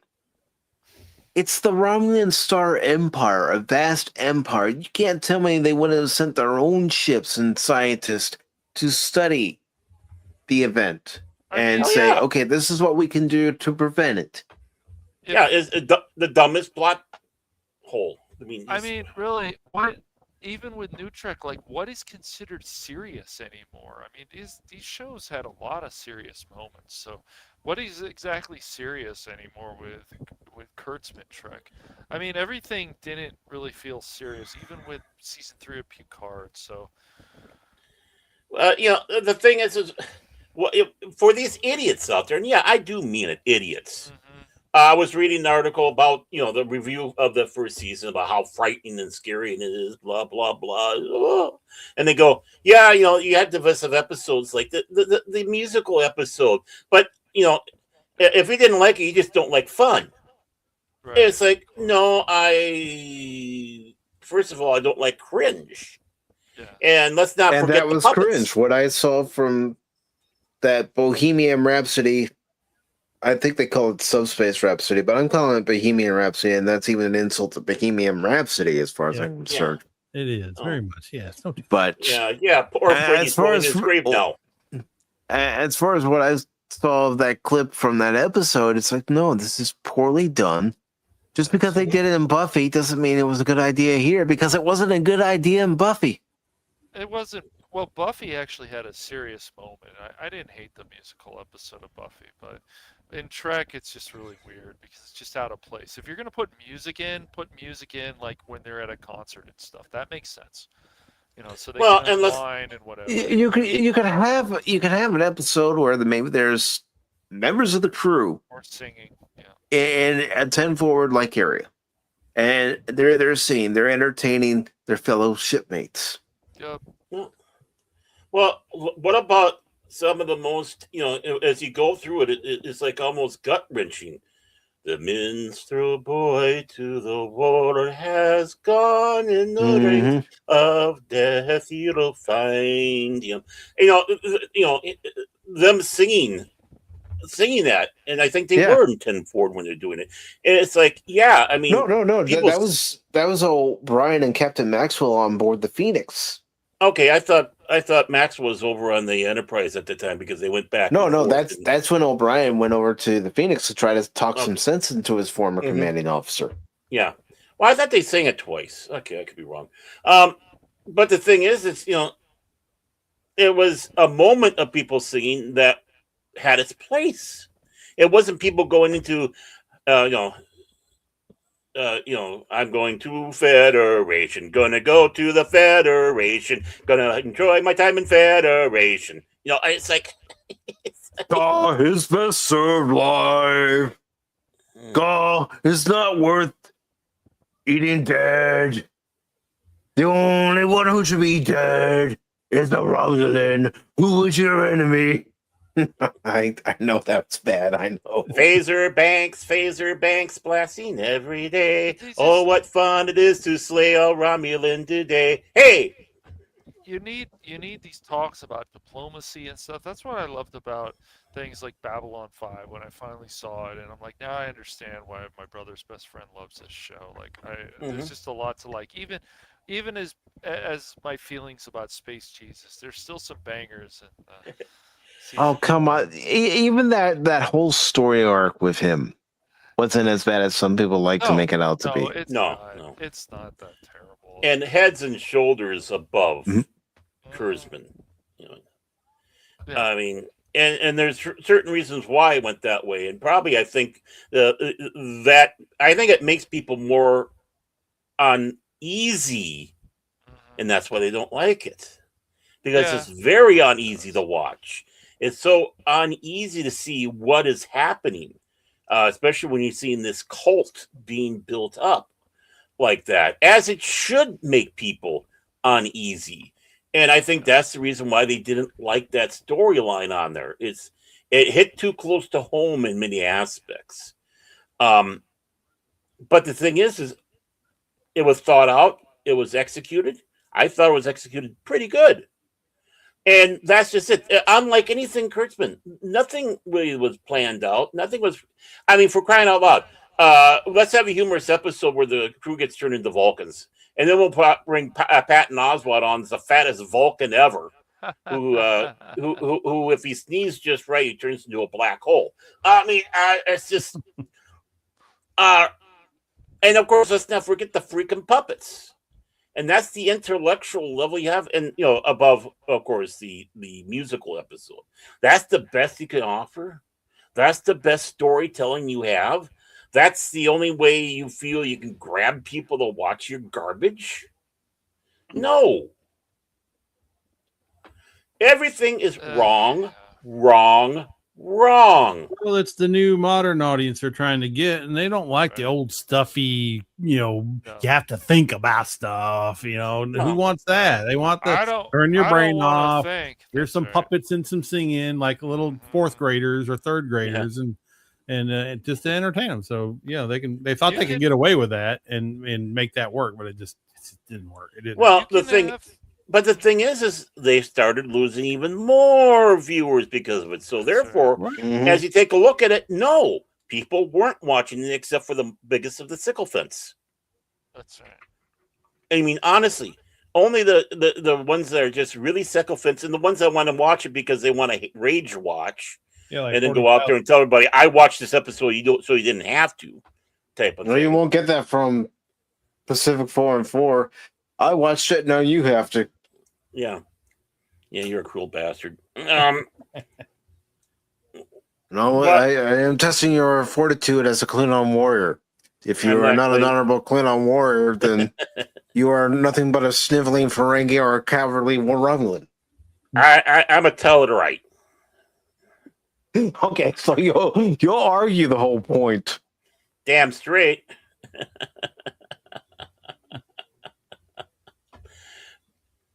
But it's like, again, refreshing, and of course, but the thing is we can all agree that the people that were running Star Trek at the time were not perfect, and they dropped the ball. If those guys couldn't figure out how to continue on this storyline and make it even more creepy, come on. Yeah. It's not hard. Then find someone who can. Call in Peter David, rest his soul. Bring in Ronald D. Moore. Maybe one of the things is for Deep Space Nine, the reason why they never even thought about continue on the conspiracy storyline is because they had already moved on to developing who the Jem'Hadar are. Because remember, in all of season 2, there were little snippets. This ship went into the Gamma Quadrant, it hasn't returned. Right.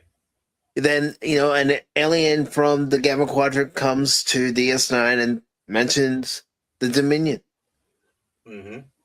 Who is the Dominion? Well, we still want to know. Here it is, 39 years later. We still want to know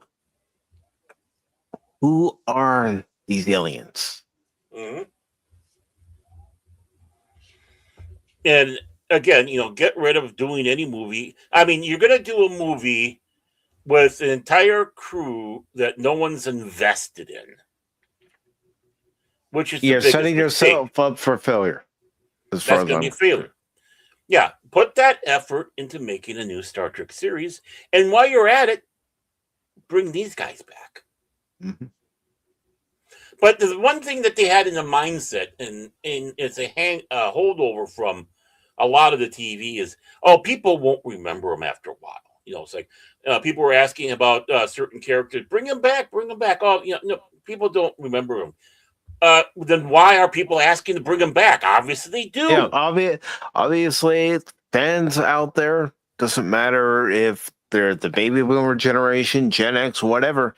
There are fans of multiple generations of Star Trek who are going, why haven't we seen this follow-up? Why haven't we seen this species return to Star Trek? Why haven't we seen this character make a reappearance? Right, we like this character you brought in. Bring him in. Oh no, you wouldn't really. You don't understand. You guys would have forgotten about it by now.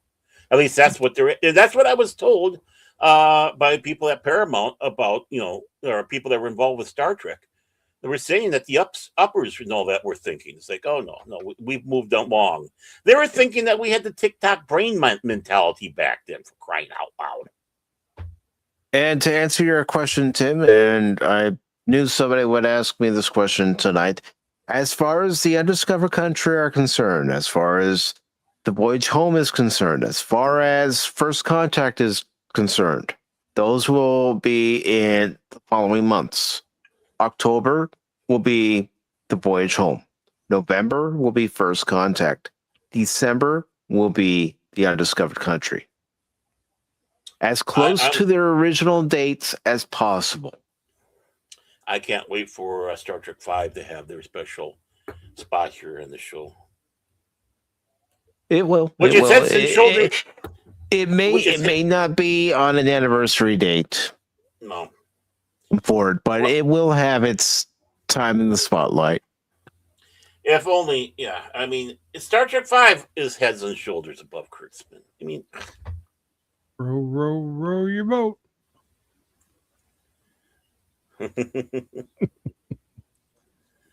I mean, yeah. I will give you that. I will absolutely give you that. Life is not a dream. Kurtzman didn't love Star Trek, didn't know Star Trek, didn't care about Star Trek. He just wanted his own thing. And, well, same thing with Jar Jar. And Jar Jar. I mean, he's acolyte of Jar Jar, so it's all the same. Yeah. Yeah. Yeah, the turd doesn't fall far from the bunghole. I mean, basically. Dude, I mean, Dingleberry just hanging on for dear life, isn't he? Yeah, I mean, that's what it is. It's like, you know, you're giving us. I mean, just watching these episodes, it's like, oh, we got a setup and, you know, a follow through, which didn't follow through any further. But that was new for us with Star Trek. It honestly was. We didn't ever have that before. And it's like, ooh. And, you know, what you thought was a filler episode, you discover, oh, that was a setup episode. And it's, you know, it's like, oh, wow, I love this. That's why I say don't ever discount season 1 of Next Generation.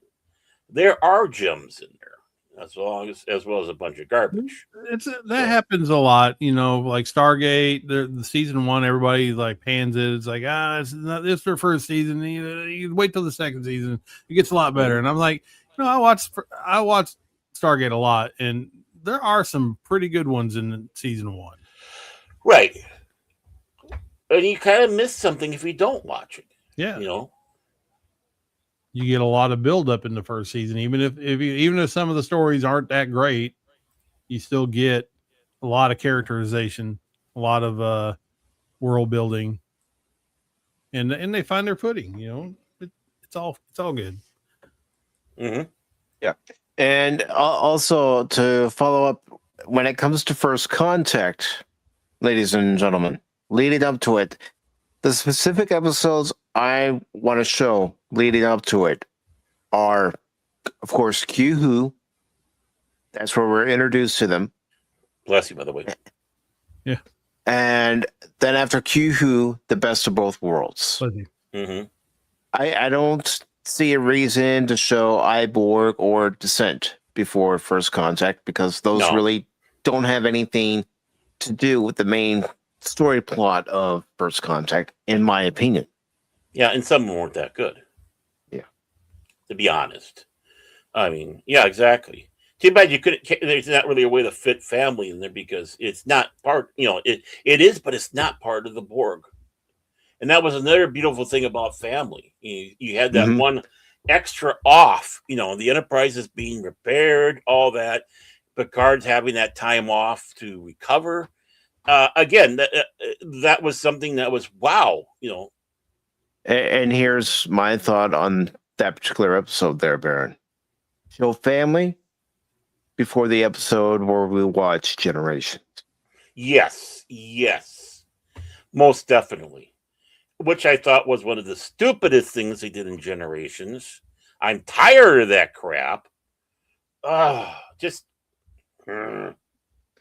And I can't promise I won't crack jokes during Code of Honor. I probably will, even though I do try to keep this show more serious than Pop Talk. With that episode, I can't wait to get into full detail as to why I still look at it in a bad light, even today. Well, what you should do is have the 2 turkey episodes, the 2 big turkey episodes. That one and Shades of Grey. Oh, God. Mm-hmm. Yeah. Star Trek never needed a clip episode. No, especially after 2 seasons. But it's better than Buck Rogers in 25th Century that did it halfway through the first season. And Old Gamer 72 Cutlass says getting to see the Undiscovered Country in theaters was awesome. Plus, them signing their names made me tear up. At the very end, yes. I can't promise it won't make us all tear up the night we watch it during the adventure continues, because when you think about it, we only have 3 of them, knock on wood. 3 of them left from the original series. Yeah. Koenig, Takai, and Shatner, obviously. Yeah. And Shatner's knocking at a century mark. Not only that, I don't know if you see it advertised, but Raisin Bran has actually special boxes with Shatner on it. Yeah. I saw that he was he's currently the spokesman. He's currently he's like, I'm gonna shat. I'm like, no. No, dude. Yeah, I saw that commercial. It's like, oh my god, what the hell? Come on, what the hell is this? I just do that because I'm like, oh, they're fine with that, but the paste pecani sauce was a problem. Okay. They're fine with this, and I'm like, okay. I also saw another advertisement too of like this kid who's coming over to take his girlfriend out, and then he gets really close to the father, and then it's a Cheez-It ad, and it's really weird, and I'm like, okay, guys, so where are we going with this? You know, what are we doing here? This is not allowed, but this is allowed. Okay, exactly. All right. Yeah, no. Now, also thinking about the voyage home, of course, I can't show tomorrow's yesterday, and the reason why I can't show it is because it's already been done for the adventure continues. But that would have been my lead-up episode for the voyage home if we hadn't already watched it. And the main reason why, folks, is because that's when we first hear about the slingshot around the sun to travel back in time. Again, and it all goes back to connecting points, something that was mentioned in a previous episode. Connecting to a movie or to another episode. It can work. It's been proven many times before. There's a lot of weird stuff about things. It's like they put things into, and it's like, what is this about? And what is this ad? It's like, oh, what are you upset about? It's like, but what does this add to the actual show? What does this add to the story? Isn't the story supposed to be about this, and you're adding this? Like, how does this connect? And I don't know. A lot of the people I know, Anonymous and other people have said it too. Like, these people are talentless. They're just hacks. It's just the way they think about things. It's just, you roll your eyes. You're like, it doesn't make any sense. What are we doing? And then they want to take on all this stuff that has been established for years and years and years. And it's like, we're going to change this. Why? There's nothing to change. Audience? Well, right. Let's be honest. Ask the audience for this stuff. If the last 10 episodes of Deep Space Nine, how they all connect to one another, they wouldn't be able to write anything like that today. No, they don't want to, and they're like, this can't be like this, and then they want to play these games, check marks, this and that. It's all kinds of things. It's not just woke stuff. It's directions. It's everything. We've got. I mean, it all connects because it's with every franchise. Now they're doing like, oh, well, D&D can be connected with World of Warcraft. No, D&D is the foundation of fantasy games, pen and paper. Like, it's just. It just goes back to all this stuff. It's like, we don't care how these ships look. We don't care how these people talk to each other. We don't care if we have good banter. We don't care about this. We don't care about that. We want these characters to be goofy. So it's like, you just want to keep insulting these characters. It doesn't matter what the franchise is. We want it, and they can do it to anything. Anything. They can do it to anything, but again, like you were saying, Cash, they don't want to. It's like putting modern slaying in Star Trek. That's just going to date it. That's why you never heard modern slang used throughout every episode, unless there was an episode where they had a reason to put modern slang into it. That's right. That's the whole. I mean, and again, always going back to Star Trek IV: The Voyage Home. There was a reason why they used colorful metaphors. Yes. Double MS on you. That's right. because it was the language of the time. Yep. It's like what Kirk said to Spock when they were on the bus. You know, nobody pays any attention to you unless you curse every other word. That's true. Yeah. Like, nobody ever listens to me, and I don't curse at all. And it's just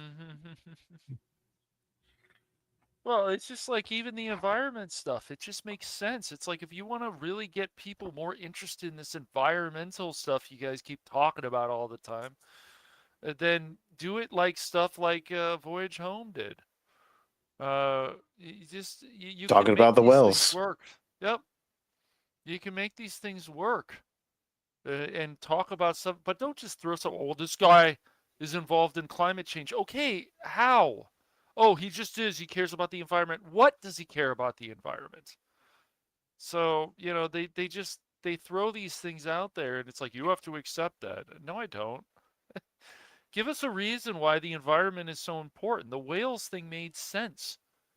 Mm-hmm. It is. Well, I think about the time too. It was all about saving the whales. I'm not saying it's not all about Yes. saving the whales now, but Right, of back course not. in the mid 80s, that was the prominent thing. Yep. everything evolves when it turns into a victim kind yes. of thing. Because Right. if you solve the problem, if you save the whales, then the money dries up, and what else?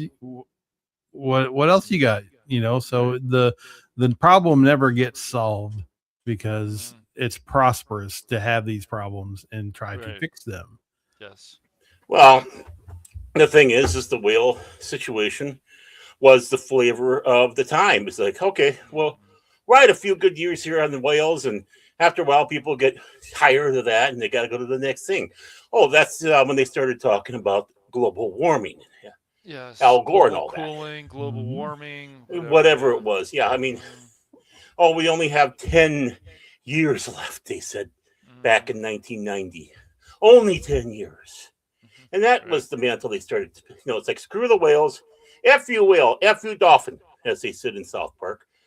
And they moved on. But I mean, back then it was like every new age hippy dippy was going nuts. So you put a whale song and some terrible song. And it's like it's so solemn moment. It's like, listen to the whales. Yeah, unfortunately, the rest of this stuff sounds like crap. you know. Uh, and that's just it. That way, the whale thing, 1986, that was right in the middle of all the big whale stuff, and then that started dying down. Yeah. You don't hear much about it now. No. So it's like all this stuff is just flavor of the month. But the thing is at least Star Trek took that flavor and made a good movie about it. Yeah, because with very little lecturing. Yes, and if we can get stuff more like that about the environment, I'll be interested. I don't. They can lecture you, but you need to have another point of view about this. But they just go, well, this character cares about climate change. Okay, well, that's an agenda. What does he care about climate change? It's just like asking the same people, what exactly do you physically care about climate change? Oh, well, they said this. Okay, well, this movie was a lie. So my next question is, what exactly do you care about climate change? What do you want to actually fix? Do you care about the water? Do you care about our air? What do you want to fix about it? I mean, I can say even in California, the emission problem, yes, we've done better. There's a lot less smog here. That's good. That was money well spent. But what about the other stuff? This burning stuff is not good for the air, obviously. These chemicals are not good for the air. What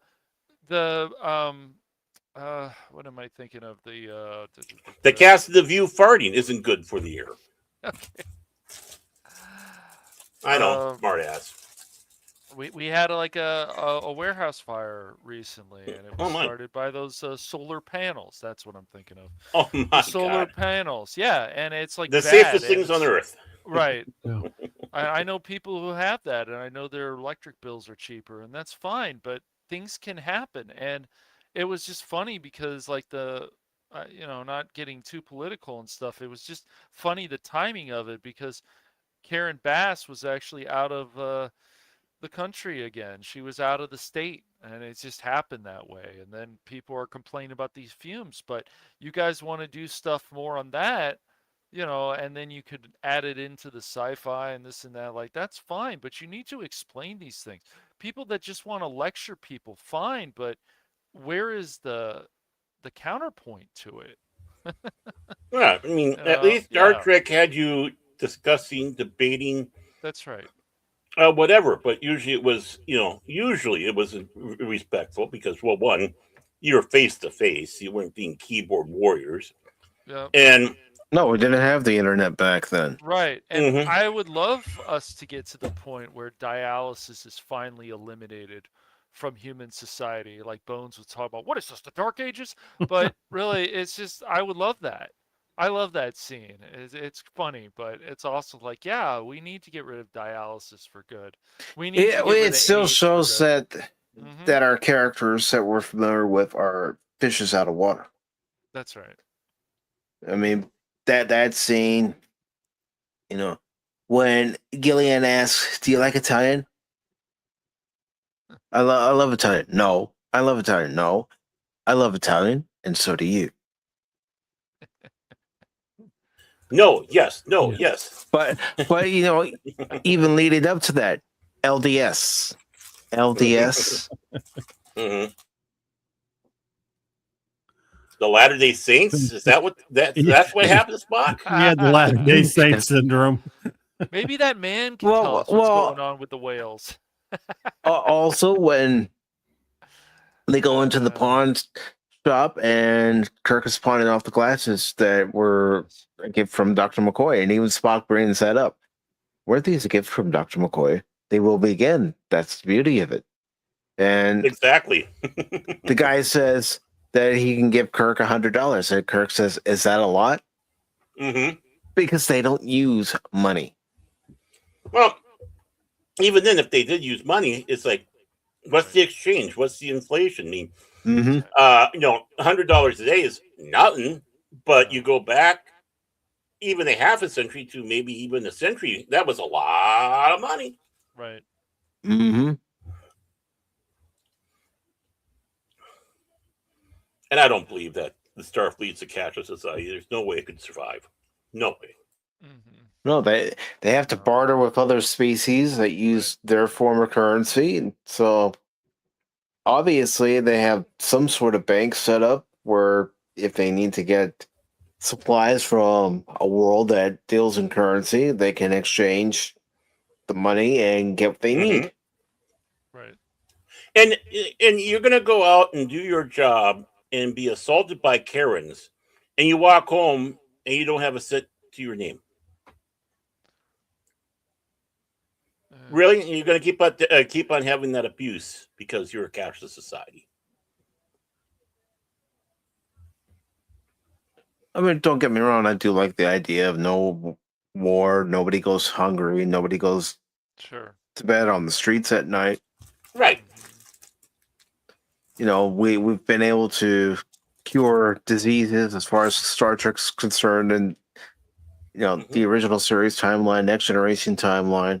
I do like that idea, but to not have any form of currency to exchange with another culture, I'm like you, Baron. I don't believe it.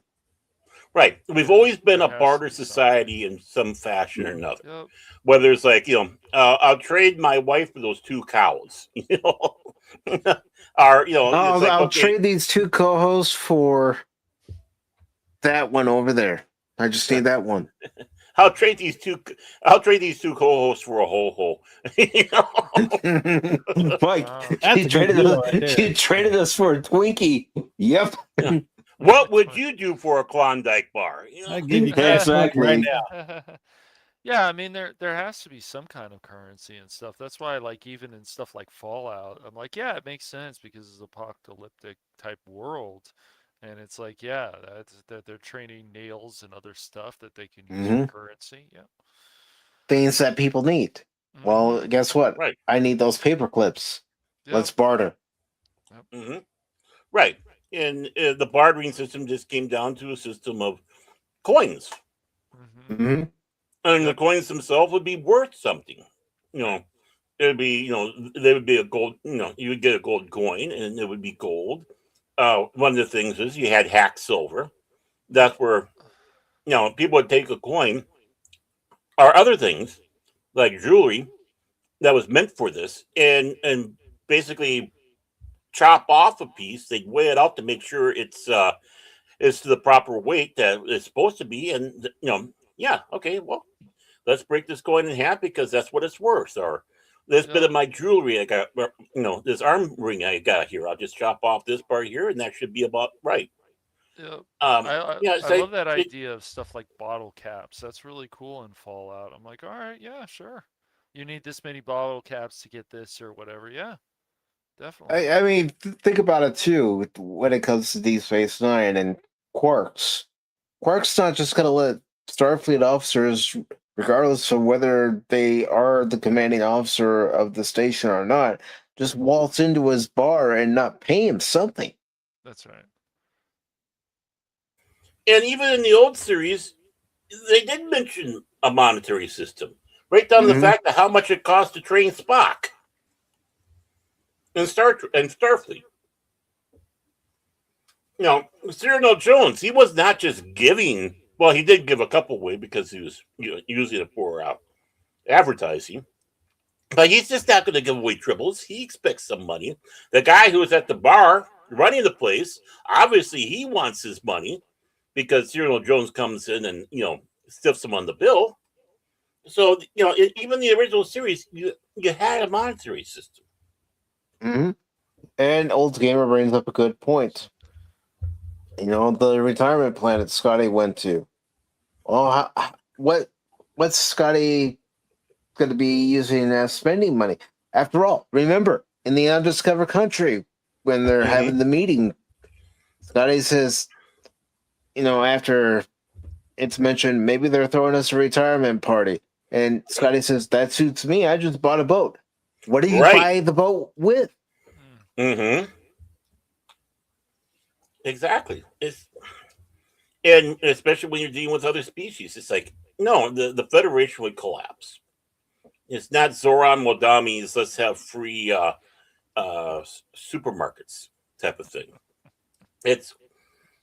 It never works. And when you had these free restaurants out there, are pay as you feel, and they closed down months, maybe a couple years later, because, well, no one's giving enough, if anything. Mm-hmm. They're going in, they're taking the free food, and they're walking out. Well, speaking of food, Joseph Sisko running his restaurant, Sisko's, down in New Orleans. Right. What kind of money did he make that not only kept him in business, but kept people coming in? Right. He's got the building he has to worry about. He's got the product to buy to worry about. He's got a staff to worry about. It's all free in the future. What are you talking about? This is all replicated stuff, man.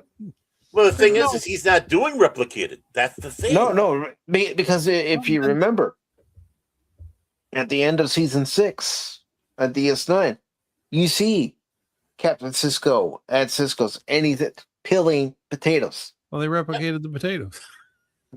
No, they still have the farms. And probably Tronic Haley, And remember, Card's own brother was so stubborn that he didn't want a food replicator in the house. Right. And he had his vineyard to make real wine. And we also saw it in the last episode when Picard's there and taking care of it now. Not only did we see it, but remember, in Generations, the bottle that was spinning in space for the christening of the Enterprise B, that came from Chateau Picard. Yep. But it was all free. They give it away. See, you don't understand how the future works. See, some guy grows potatoes and he just gives it away. And then he gets free carrots from some other guy. It's fun. Or Starfleet owns everything. They just grow it. Everybody works for Starfleet and they get free. They get all the free stuff. Well, the Federation. It's all as even AI just points out. It's just like the original Trek show. TOS that they just talked about credit, and then from there Mm-hmm. you moved on from Next Generation. But they have to have some kind of credit, obviously, some kind of exchange. Well, they Yeah, had that. I mean, Quark does mention that, certain characters had a tap at his bar. Yes, yes. Mhm. Well, I mean, Born. I can look past like them because they're not part of the Federation. They're not. They're about money, and a lot of other places, a lot of other species, they still do money. And then, like, you'll notice that, like, or not Picard, but Riker has a stash of gold press platinum that he gambles with. Mm-hmm. So I could see them having other forms of currency that they can use in other places other than the Federation. Yeah, use it Yeah. as a bartering tool. Yeah, and how do they get it? When they go home, though, they don't need that stuff. Well, that doesn't make sense because still the society is a barter society. All societies are a barter society in one fashion or another. Oh, I'm Even fully on board with the. Yeah. You can't have free stuff. I mean, Mhm. unless you're fully everything's replicated. You make replicators, and the replicator make everything for you. You don't have to worry. It makes your clothes, makes your food, makes your houses, well, all that stuff. If you can get that technology, then yes, you can have a society where there's just trading stuff on the side, but it doesn't affect your main economy. Then why work? People don't have to work. They just work to better themselves. Or right. Then why work? Which is something we've always heard. People work to better themselves. Yeah, but they don't take into account of human nature. Right. Look. Well, that's because it's supposed to be a complete utopia. We're supposed to be happy-go-lucky, lighty freaking doll. Marshmallow clouds and rainbow unicorns and Federation would have never happened if that came about. You got to remember.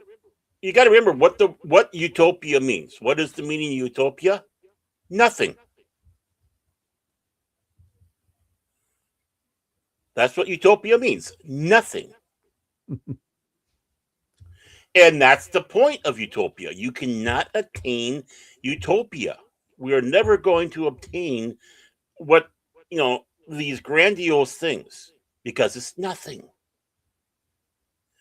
And, it's like, but we're going to write about it. But then you start falling in this plot hole. Oh, people are just going to work to better themselves? Yeah, right. Look at New York. Look at LA. Look at Seattle. Let's take a look at Portland. Yep. Let's look at Minneapolis. Yeah. I mean, if we don't have to work and you're getting supplied with stuff, why work? But then you got to have somebody to go out and take care of them. Yeah, you have to have technicians who know how to repair a food replicator or impulse engine, warp core, warp nacelle. Heck, you still need plumbers. Yeah, there would be. Who else is going to go down to waste extraction? Yeah, the only way people would do stuff, most people, the vast majority, would actually work and do things, fix things or whatever, is under threat of one, imprisonment, or you're not allowed to use a replicator and you'll starve, or what. There's got to be some incentive. And right. And what does that sound like? It sounds like China, Russia, Korea, North Korea. Yeah, just Cuba. That's the problem. Because human nature will always win out over high ideals, because there are going to be a giant subset of human beings that will not capitulate or participate in your grand utopia idea. They will take advantage. You want to know why? Because, like you said in Encounter at Farpoint, the human species is a grievously savage child race. Yep. When we won't evolve past our own greed. It's inherent. You can't just weed it out. You can't just turn it off. Well, the thing is most people, the majority of the people out there, aren't quote unquote greed, as per se. You take a look at these people that already have all this money, and they have the attitude, "I got mine, you can't have yours." The average person wants to make sure that they're compensated for the work that they are doing, so they can live off of that. And that's why you have the middle class. Look at all the middle class that are happy where they are, including me.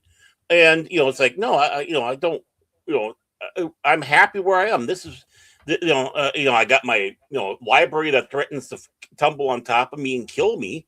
But other than that, it's like, yeah, we don't need all that excessive, what should you say, materialism. Well, And that's the problem. Materialistic wealth is what I've heard it referred to as. It's not just greed. Right. It's not like they're getting rich or nothing, but there's all kinds of people that would happily, without some sort of disability, do nothing and get paid for it. Unfortunately, that is becoming more and more because they have been coddled and told they can't do it. They're not capable of doing it. Some of the most racist things has been said out there to certain segments of our community, which I find absolutely disgusting because that's not the truth. And so what do? They have nothing. It's just like Judge Dredd, the comic book Judge Dredd, right? You have a future. It's dystopian. It's, nuclear wastes all around. You have Mega City 1. You have Texas City. Mega City 2 is gone. And whatnot. And they have a high unemployment rate because, well, robots do most of the job. So what happens? You have people just sitting around getting their little checks here and there to try to survive on, living in the dregs. And then what comes out of that? Well, people don't have anything to do. They start getting into mischief, hence the street judges. Oh, you and mean that's like the problem. how Elon's vision for future is? That sounds exactly what I was envisioning what he's going to do. Well, I mean, that's the thing. I mean, when you don't have, when people don't have anything to do, yeah, they start they're just sitting around. People start getting hourly, awry. But we say hourly. Idle hands are the devil's workshop. Exactly. And, which, part of the satire of Judge Dredd is that. It's like, okay, you start having block wars with each other because, someone said the wrong thing. Tempers are high because, there's nothing to life. We're just existing, if even that. And if we look wrong, we could be thrown into an ISO cube for 15, 20 years. So, you don't know if, you walk outside, there'll be, your last day for like 15 years and whatnot. And you don't have a job if you try to better yourself with a job and try to get like another one, that's a crime. Right. Kind of like France did try to do about 20 years ago, where they forbade anybody from working over 38 hours. And it was now a crime. And they had to reverse it after a while because they realized how destructive it is, because they had people that liked working. They liked making the extra money, not because they were greedy, but one, they wanted to make sure they had savings for the family, a nest egg to have in case there's a problem, or maybe that little trip that they wanted to have. So let's work a little extra so we can have a trip. You start getting denied that, well, France, like always, started going to garbage. So many other reasons too, but but I'm talking about that particular unintended consequences, right?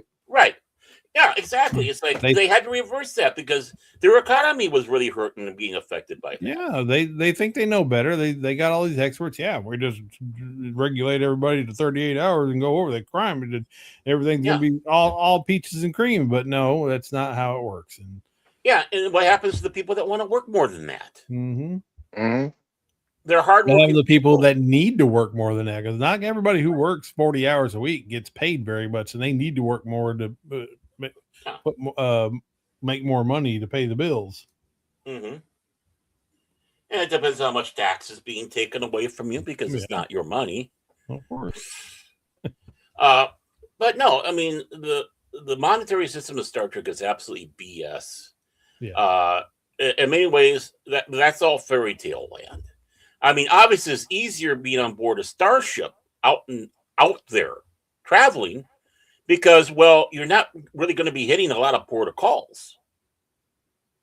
So yeah, that not when you're replicator traveling into deep space to parts unknown. Mm-hmm. It's just like the old days where you just made sure you had plenty of rum on board the ship, and you know, and hope for there won't be a mutiny. And you know, so again, these things work on a micro, not a macro. And of course, a little bit different because despite what Gene Roddenberry said, it is a military. These guys are officers of the military branch. If they're going out there and blowing shit up, they're a military. But they're a military that's being used for exploration.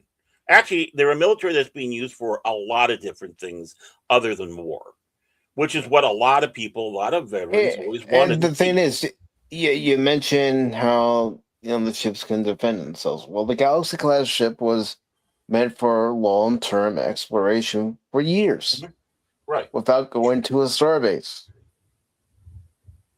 right? I mean, think about it this way: Gene Roddenberry, right? Talk about talking out of both sides of his mouth, right? He's saying Starfleet's not a military and blah blah blah. But you know, the Enterprise, if the main phasers of the Enterprise strike enough, they can crack the core and cause severe destruction on the planet. Excuse me? Well, then you have a highly destructive military warship in certain cultures' mind. Right. And they wouldn't be wrong. It just happens to be a ship that's also doing scientific whatever. But the thing is, it comes down to it. You have military ranks. You have the military order on board the ship, a little more relaxed, but still, you have the chain of command. You have certain aspirations you have to live up to. All that stuff. You're a friggin' military. You're not friggin' Greenpeace. No. You know, and it just comes down to that. So that's why I always said Babylon 5 is actually more believable of the future than Star Trek. Mm-hmm. And that show has hope. It does, and if you want to see a discussion on Babylon 5, you can catch it on Baron's channel. His link is in the description below. Mm-hmm. I mean, the old series was a lot more believable than that because, again, you did have, a talk of money. But the thing is, there wasn't a fixation on it because, again, they're on board a ship. They're out there for 5 years. Yeah, they do hit port of calls. Pick up an occasional tribble, have something that's yellow or green. It's green. Whatever it is, but it can't happen. I mean, they didn't have replicators on the Enterprise back then, so what are you going to do? You had to stop at a planet and pick up supplies to make food. The food synthesizers can only do so much. Right. Right. You had synthesizers, not replicators. So, I mean, not the same thing, but in the same family. Right. It's just little robots making your food. Instead of just. Of course, it could make, a sandwich and a bowl of hot chicken soup or even tomato soup, but or triple soup. It couldn't replicate, say Baron wanted a full-on burger with the works. Right. And it couldn't replicate anything like that. I mean, look at Star Trek 6, the kitchen, Mm-hmm. Even Enterprise had the kitchen with the chef. I mean, in Broken Bow, what are Trip and Captain Archer eating? Steak. Mm-hmm. And even though T'Pol goes after them for eating meat, animal flesh, well, you got to remember, Vulcans are primarily vegetarians. They are. That can't be forgotten. That's why they're sickly and green. Well, they're still tougher than us. Yeah. Well, it's And the gravity of the Vulcan. It's different, so that's Yeah. making them stronger. But Well, it's just they have a different, dietary system within them, which to be expected. That's why I take umbrance to the one episode where the Salean and the Antikins came on board, and the one would start eating, talk about eating live flesh, and Tasha Yar is just going ew in front of them. It's like, no, that's where the Riker just pulls her off to the side and say, Lieutenant, different societies, different dietaries, shut the front door, instead of standing there, because that would have been a full-fledged situation for the ambassadors. They go, great, you just called it an international incident because you said ew. don't even wait till she says ew. Have a meeting with the senior staff. Say this is what we know about this culture. Yep. This is Yeah. their preferences when it comes to food. yeah, that Yep. that Again. point they should have a checklist of things they should avoid and talk about or not talk about. Mhm. Right. Exactly. Or if they are engaged in that conversation, at least have the knowledge to be able to carry on with that conversation, regardless of how you personally feel. Put your personal feelings aside, because you are representing not just yourself, not just this ship, but the entire Federation. And what do you eat that they find disgusting? Mm-hmm. And that's And- why. Or drink. Yeah. Remember, root beer. It's all bubbly and cheerful, just like the Federation. It's insidious, just like the Federation. Prune juice, a warrior's drink. Well, yeah, exactly. It's like, it's just, that's why Coming of Age here had that brilliant, and again, part of the growth of Wesley Crusher, one of the first, I think, real serious attempts to redeem the character, when he notices the guy's hands and realize, oh, now I got to switch it up and act this way. Mm-hmm. And right there, I mean, here you have Wesley actually doing a better job of it than Tasha Yar. And I don't think Tasha Yar has much to say because she used to live in the gutters of the planet she came from. So who knows what the F she ate? Yeah. If there's one person who should be complaining, it's her. And the thing is, as Starfleet cadets, you're going to encounter different species from all across the Alpha and Beta quadrant. Right. Just and different customs, different cultures. You're going to have to bunk with somebody of a different culture who might like to walk around completely naked. Yep. Well, we know a species that does that. The Beta Z. Mm-hmm. Oh, bunk me up with a female one. Okay, please. That's where they say, ew. They don't care if they offend our culture. Mm-hmm. That only goes one way. Well, and that's the thing about the academy. What they're supposed to be teaching is not to be, acknowledge differences, but not be offensive about it. Which is what Kurtzman crap forgot. And the my way or the highway attitude that they have to, true proper ethic. Starfleet, because you're dealing with different races, different species, different cultures, even within those species groups. To learn those and to be harmonious and learn not to take offense because someone might not exactly know everything, and it's now a learning experience. And it's your job to be the teacher, not to be offended. Imagine, Darren, you're in the academy, and one of your roommates is a Tellarite. Oh, that'd be fun. How was this accepted? These quarters are a mess. You must clean it up now. I thought you'd like to live in a pigsty. I find this insulting. I find you insulting. I'm going to request a transfer to new quarters. Good luck. I'm sure they got room in the stable. See, that honestly, folks, that would be the kind of cadet Baron would be.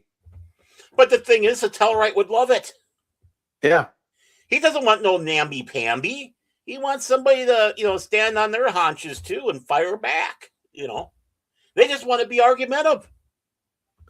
I mean, again, I think he's complaining about how dirty it is. I think about your idea for a Tellarite as a chief engineer. Mm-hmm. What fun the actor might have. You give them good lines, good character development. Mm-hmm. That'd be one where you find a great character actor and give them the rundown, everything, and let them go. No. You're supposed to use the hypo spanner when you're working on the transporter, not self-sealing stem bolts.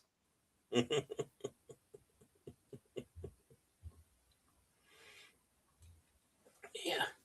I mean, let's quit having such nice engineers and let's get a Tellarite in there. Who designed this engine anyway? It can't even get past warp 1 without going into a warp core breach. It'd be like having Dr. McCoy just hyped up on Monster energy drinks in an engine room. And it's good to see Phil. Phil's a Tellarite. Yeah. No, this isn't any good. What do you think of Babylon 5? It's good. It's Babylon 5. It's good. That's all you need to know. I never thought of him as a Tellarite before. I thought of him as a Ferengi. No, Phil, you're a Tellarite. Yeah, he doesn't have the lobes to be a Ferengi. That's true. And in case you forgot what the Tellarites look like, I will bring it up for you. I'd be surprised if he forgot what they look like. No, Phil knows everything. Oh, jeez, stop.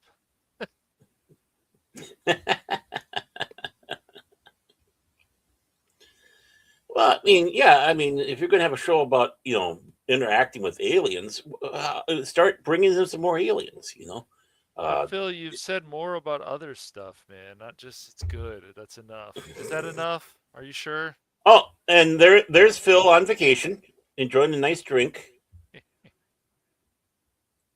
Sorry, and brandy. Mm-hmm. This brandy's good. Yeah, but it could be better. Where's my brandy, you bitch? Where is it, bitch? You can still find those bottles out there in the antique shops. I'm trying to remember what alcohol that was put in there. I don't think it was whiskey, but there was it was an alcohol container, and then they saw that and go, "Oh, we'll use that for Star Trek." It kind of looks like a water bag. Where's my soda, you bitch? It's Saurian brandy. No, it's Canar. Quit being so speciest. Oh, jeez. DJ Ronnie G and his Tellarites. I mean, think about it, DJ. Tellarite chief engineer. Mm-hmm. Captain, this ship's going to crack like an egg if you keep pushing it. Are you a fucking moron? No, I could hear a Tellarite saying that. Yeah. It's like, I need to have this done in 2 hours. And I told you, it's going to be 4 hours, not 2. I say what I mean. Now leave me alone. He doesn't play the Scotty game. No. He says it as it is. He doesn't try to do the, it'll take 8 hours, but I can get it done for you in 6. What do you want me to Let's do to see. get this ship going? You want me to go out and push? This is not the right Lieutenant. brandy. This is not the right brandy, you bitch. You want Be the ship out to go there. faster? You want the ship to go faster? Fine. Hey, you two, you petty officers, get in a spacesuit, go out and back and push the ship. That's exactly what a Tellarite would do. Or, a Tellarite would say, fine, I'll go out there, but you know what TNG does to me? I'm going to be sick for a week. You're a chief medical officer? Can't do jack. That's a human expression I learned about. I like it. Don't know what Jack is, but I like it. I don't know what Jack is. I don't know who Jack is, but I like it. The old gamer. I want to retire on Betty's edge. You Yeah. and me both. Amen. But the thing is they can read your, they're empathic, so you probably All right, get aluminum foil there, man. I don't think that works. I don't think that works on Beta said. But what about I thought that was funny. Oh, sorry. Ha! Ha! No, oh god, as long as you don't laugh like Data laughs in conspiracy. I mean, other than having no hair, I'd go with the dolphins. Well, that you just took this in a whole different direction, pal. What? What's wrong with dating a dolphin? Yeah, like I said, you just took this in a whole different direction. How? Now I'm thinking of not because now I'm thinking about Ilea. Okay. Well, I'm not taking it in a different direction because the beta. I'm thinking about Ilea and how sexy that woman looked, even with a bald head. I know. She was beautiful. So friggin' beautiful. Oh. And I heard the carpets match the drapes. Ah! Now that's funny. On a bump. Whereas like she could polish my Decker unit. All right, now it's Yeah, the pop talk. Come on, boy. Come on, gentlemen. Let's not turn this into pop talk. Too late. Now it's sexy pop talk. Sexy Star Trek. Here we go. But yeah, I mean, these episodes show. Again, this is in the first season. How good these episodes were. How good Star Trek it was. There's nothing in the Kurzman, abomination that could even touch this. And they were doing their own versions of Code of Honor, but they're using other people for that. But that was perfectly okay. It's okay to saying that a certain event in 2021 led to the birth of the Federation. Nope, that's not how it happened in Star Trek history. That is one of the big problems when they try to predict. See, that's the one thing science fiction books, a lot of these are, where they predict something so close or close enough to when they're either writing or producing. And when I say that, I mean even into a 20-25 year time span, right? And it never comes true.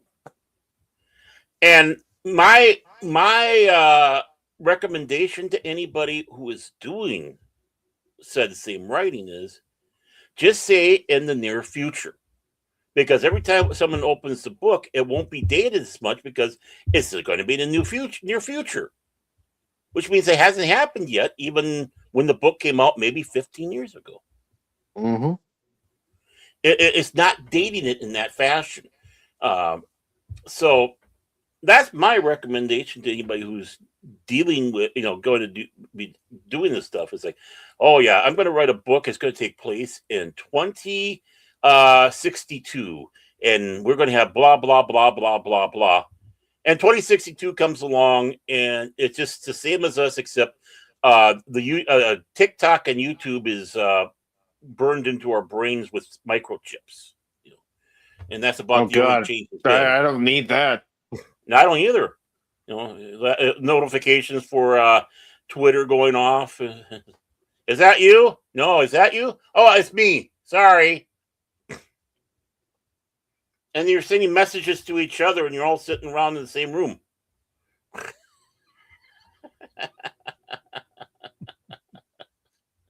People do that now. I know. Well, But I've done it just to be sneaky. It's like, see that asshole over there?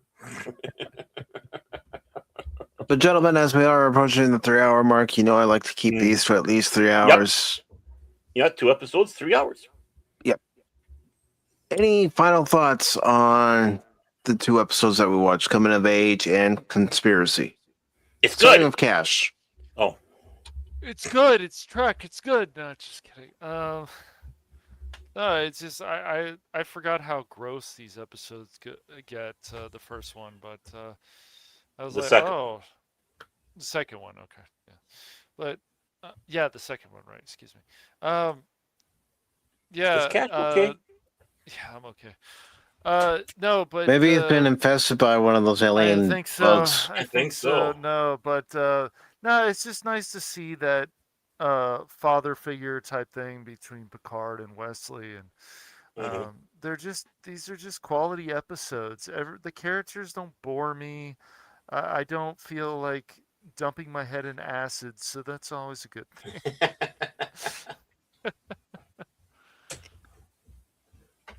Nice. And real quick, I do want to acknowledge this, and I thank you very much, Old Gamer 72 Cutlass, for gifting 1 Pacific Forum membership. And that membership went to Electric Porpoise. I believe that's who they were before YouTube decided everybody's going to get an at. Yeah, I don't like that. Electric Porp. Yeah, so. I get an ad, and you get an ad. You get an ad. I don't care for that, but that's YouTube. Yeah. Oh, I get to say it. Hey, Geary, good to see you, brother. Geary, hope you're doing well, my friend. What's up, dude? Yes. And thank you for responding to the message I sent you, brother. But there's so many Garys out there. I'm going to do like your sister, so differentiate you from the other one. So I'm going to try to do it like your sister does. Geary. But because Old Gamer 72 Cutlass just gifted that membership, I have this for you. Glory to you and your house.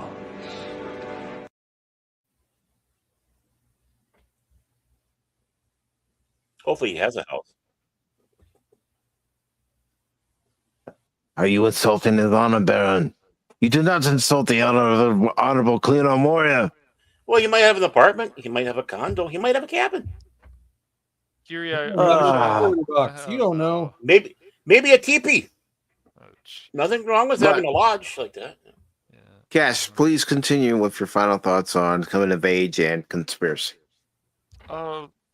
As I said, it's just when I watch these like old shows, like these old Trek shows and stuff, it just this show doesn't feel like it needs to worry about offending people, and I always appreciate that. I've noticed that a lot more and more, and just I like just seeing good dialogue, quality music. I like seeing the different scenery, like how it works well, and it's just the makeup on Worf. I love that Klingon makeup. I like the fact that this old Trek still was like, we're gonna push limits. So and it's been a while since I've seen these episodes. Then I'm like, oh wow, now they're starting to come back to me. I forgot how gross this was. But it was good to see that and stuff, the betrayal and stuff. I love seeing that, and that's what I feel Trek's always been about. And so with all these changes, it's just really disappointing. Definitely snoo. I was just gonna read that chat there, Baron, and yes, that would be death by snoo. And Gary says, I met a girl in the army who introduced me to Klingon mating. Lucky bastard. I'm not gonna play that clip. I'm not gonna play that clip, No, Baron. no, It's it's not not- Pop Talk. I didn't say it's not pop. I didn't expect it to be played. I just said lucky bastard. But Cass, you're absolutely right when it comes to these episodes. These episodes are what all writers should look at and learn from. Mhm. Now, Anonymous, It's me. your final thoughts on Coming of Age and Conspiracy. Oh, see, Coming of Age was a very fine episode with a nice look at poor Wesley having to try his hardest and fail miserably in order and disappoint the captain, his father figure. It's a very existential kind of story, you know. But you know, He's gone Cockney. no, it's like I said back then. I didn't. For me, the secondhand story was the whole Inquisition thing, and I guess it was more about Wesley for me, you know, until it tied in later on or at the end of the season. So I think the second Conspiracy was a far superior story, I guess, but the tie-in was well done, you know. But yeah, I don't know if they've done foothold situations later on too. So, you know, with the Dominion and whatnot. But you know, you didn't get too many of those kinds. You know, alien forces trying to take over the Federation or you know, the organization and stuff like that. So that's always a fun kind of avenue to run to. They did it in Stargate a couple times, and that was always a fun. Those are fun episodes, and see how they deal with them. So yeah, Take care, Gary. And Gary, thank you for stopping by tonight again. I can't say it enough. And it's always great to see you, brother. And I'm looking forward to September 8th. But go get your daughter before she gets mad at you. yeah. But you make good points there, Anonymous, with both Coming of Age and Conspiracy. You know, we need more shows that have a setup to an episode that's going to follow. But I will still stick to this point when it comes to these two episodes as well, with Coming of Age being the setup and Conspiracy following up with that setup. There should have been a proper payoff. I'm not saying you have to have it in season 2 or season 3 or season 4 of Next Generation. But at some point during Next Generation's run, they should have followed it up. And if they didn't want to follow it up on Next Generation, like I said, forget the Dominion. Have this alien threat show up on Deep Space Nine. Could you guys imagine if these aliens showed up and the only one who didn't get one of these aliens was Cisco, but it was the prophets warning him that something's not right? Ooh, I like that. Yeah. Yeah, it would have been cool. Or they just, you know, it goes all the way and they trace it to the planet where all these things are and stuff, and they learn more things about them and why they want to do this and all kinds of stuff. I mean, we kind of know, but I think that would just be cool, and they're just connect more stuff that way. But Ooh, or Go ahead, Autonomous. Let me hear what's cooking in your head. instead of going after the Federation and working their way through there and growing, how about they go through, say, the Romulans or the Klingons first? yeah, And they know their allies coming, there's something wrong, or something's not right here, you know. And then they get on to almost brink of war because you got my little brain going put with that one. Bravo, thank you. You're welcome. Just came to me, just popped in my head. Hey, it's a great idea. Excellent idea. It is. Why be so predictable? Yeah. Yep. Connection with the Federation, the Klingons, the either the Vulcans even and the Romulans and all kinds of and they infect those people and why they're infecting those people and all they could do. Yeah. Yep. We don't have enough time for me to go through everything that just went through my brain right now, so I'm gonna keep my mouth shut. Oh, and unfortunately, we don't. We're already over time. Exactly. By 2 minutes. Yeah. But yeah, again, these are still enjoyable episodes. It's just you wish there was that proper payoff. Mm-hmm. That would have been the chef's kiss. That's my only complaint about the episodes. Yeah. Although I will agree 100% with you, Baron, because it's true. Not all of season 1 of Next Generation is a hard watch. There are good episodes. Yeah. You just got to be patient. Well, do you think we would have stuck around for the whole thing if it was just garbage? No. No. It would have been a one and done season if it was all garbage. Right. Because it's like, what is this garbage? It's just poor imitation. We'd be almost talking like we do about Kurzman's trick. But having those gyms with the rough ones, it was enough to keep us around. And of course 2, and then eventually 3, which solidified it all. So, and that's what's perfect. At least they were able to do that, especially these 2 episodes and a few others that I have mentioned. Yeah. And now, gentlemen, the first chance to try to redeem Wesley. Mm-hmm. It's unfortunate we'd have to wait so long before we actually get that redemption. Mm-hmm. But gentlemen, real quickly, do you have anything or anyone you'd like to promote? I'm fine myself. Anonymous? Yeah, I am Cash... good. I'm all right. All right, because Cash said he'll be right back. Well, I'll go ahead and let everybody know what's coming up on the channel for the rest of this week. Of course, there will be a game stream tomorrow. I will be playing more of God of War 2018 tomorrow if you want to come by and watch Kratos be Kratos. And then this Saturday will be a special Saturday edition of Pacific Forum 4 Pop Talk, and we are going to be rewatching Transformers the movie. And this is the only time I will let the 2 shows kind of combine because there's a certain clip I need to play. And it's available on the Pop Talk side of things. Ah. Yes.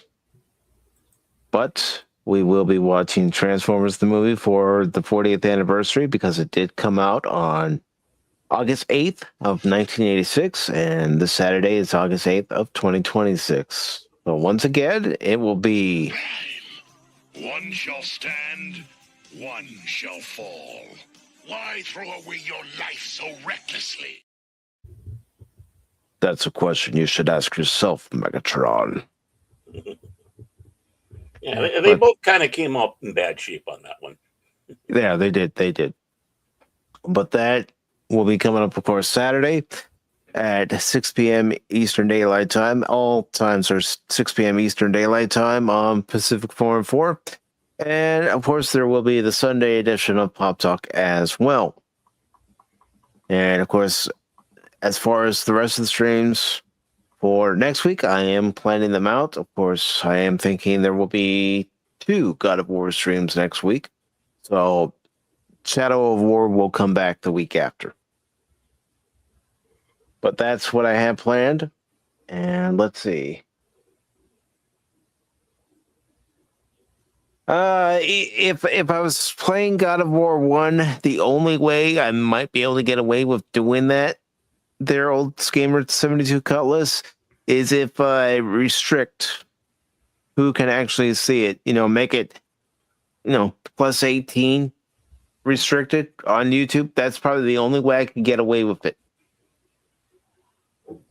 I mean, I was even thinking of streaming God of War 3, but again, there's some content in that game where I would have to say, nope, you can't watch, but these people can. So it's very tricky. I'm doing my research on it to see if I'd be able to get, a stream going with the original God of War trilogy, but so far the answers haven't come up in my favorites, and I'm not going to take a risk of streaming those games and then have the channel get some sort of YouTube warning, because of TOS violations and stuff. Mm-hmm. I'd like to. I know you're being silly, but there's another game I would love to play because it has a great story. But unfortunately, I can't stream it because of some of the content in that game, even though, again, it does have a really great story associated with it, and that's Heavy Rain. But again, there are just certain games, even though they're not those type of games, because they do contain the scenes that are in a way relevant to the gameplay, relevant to the story.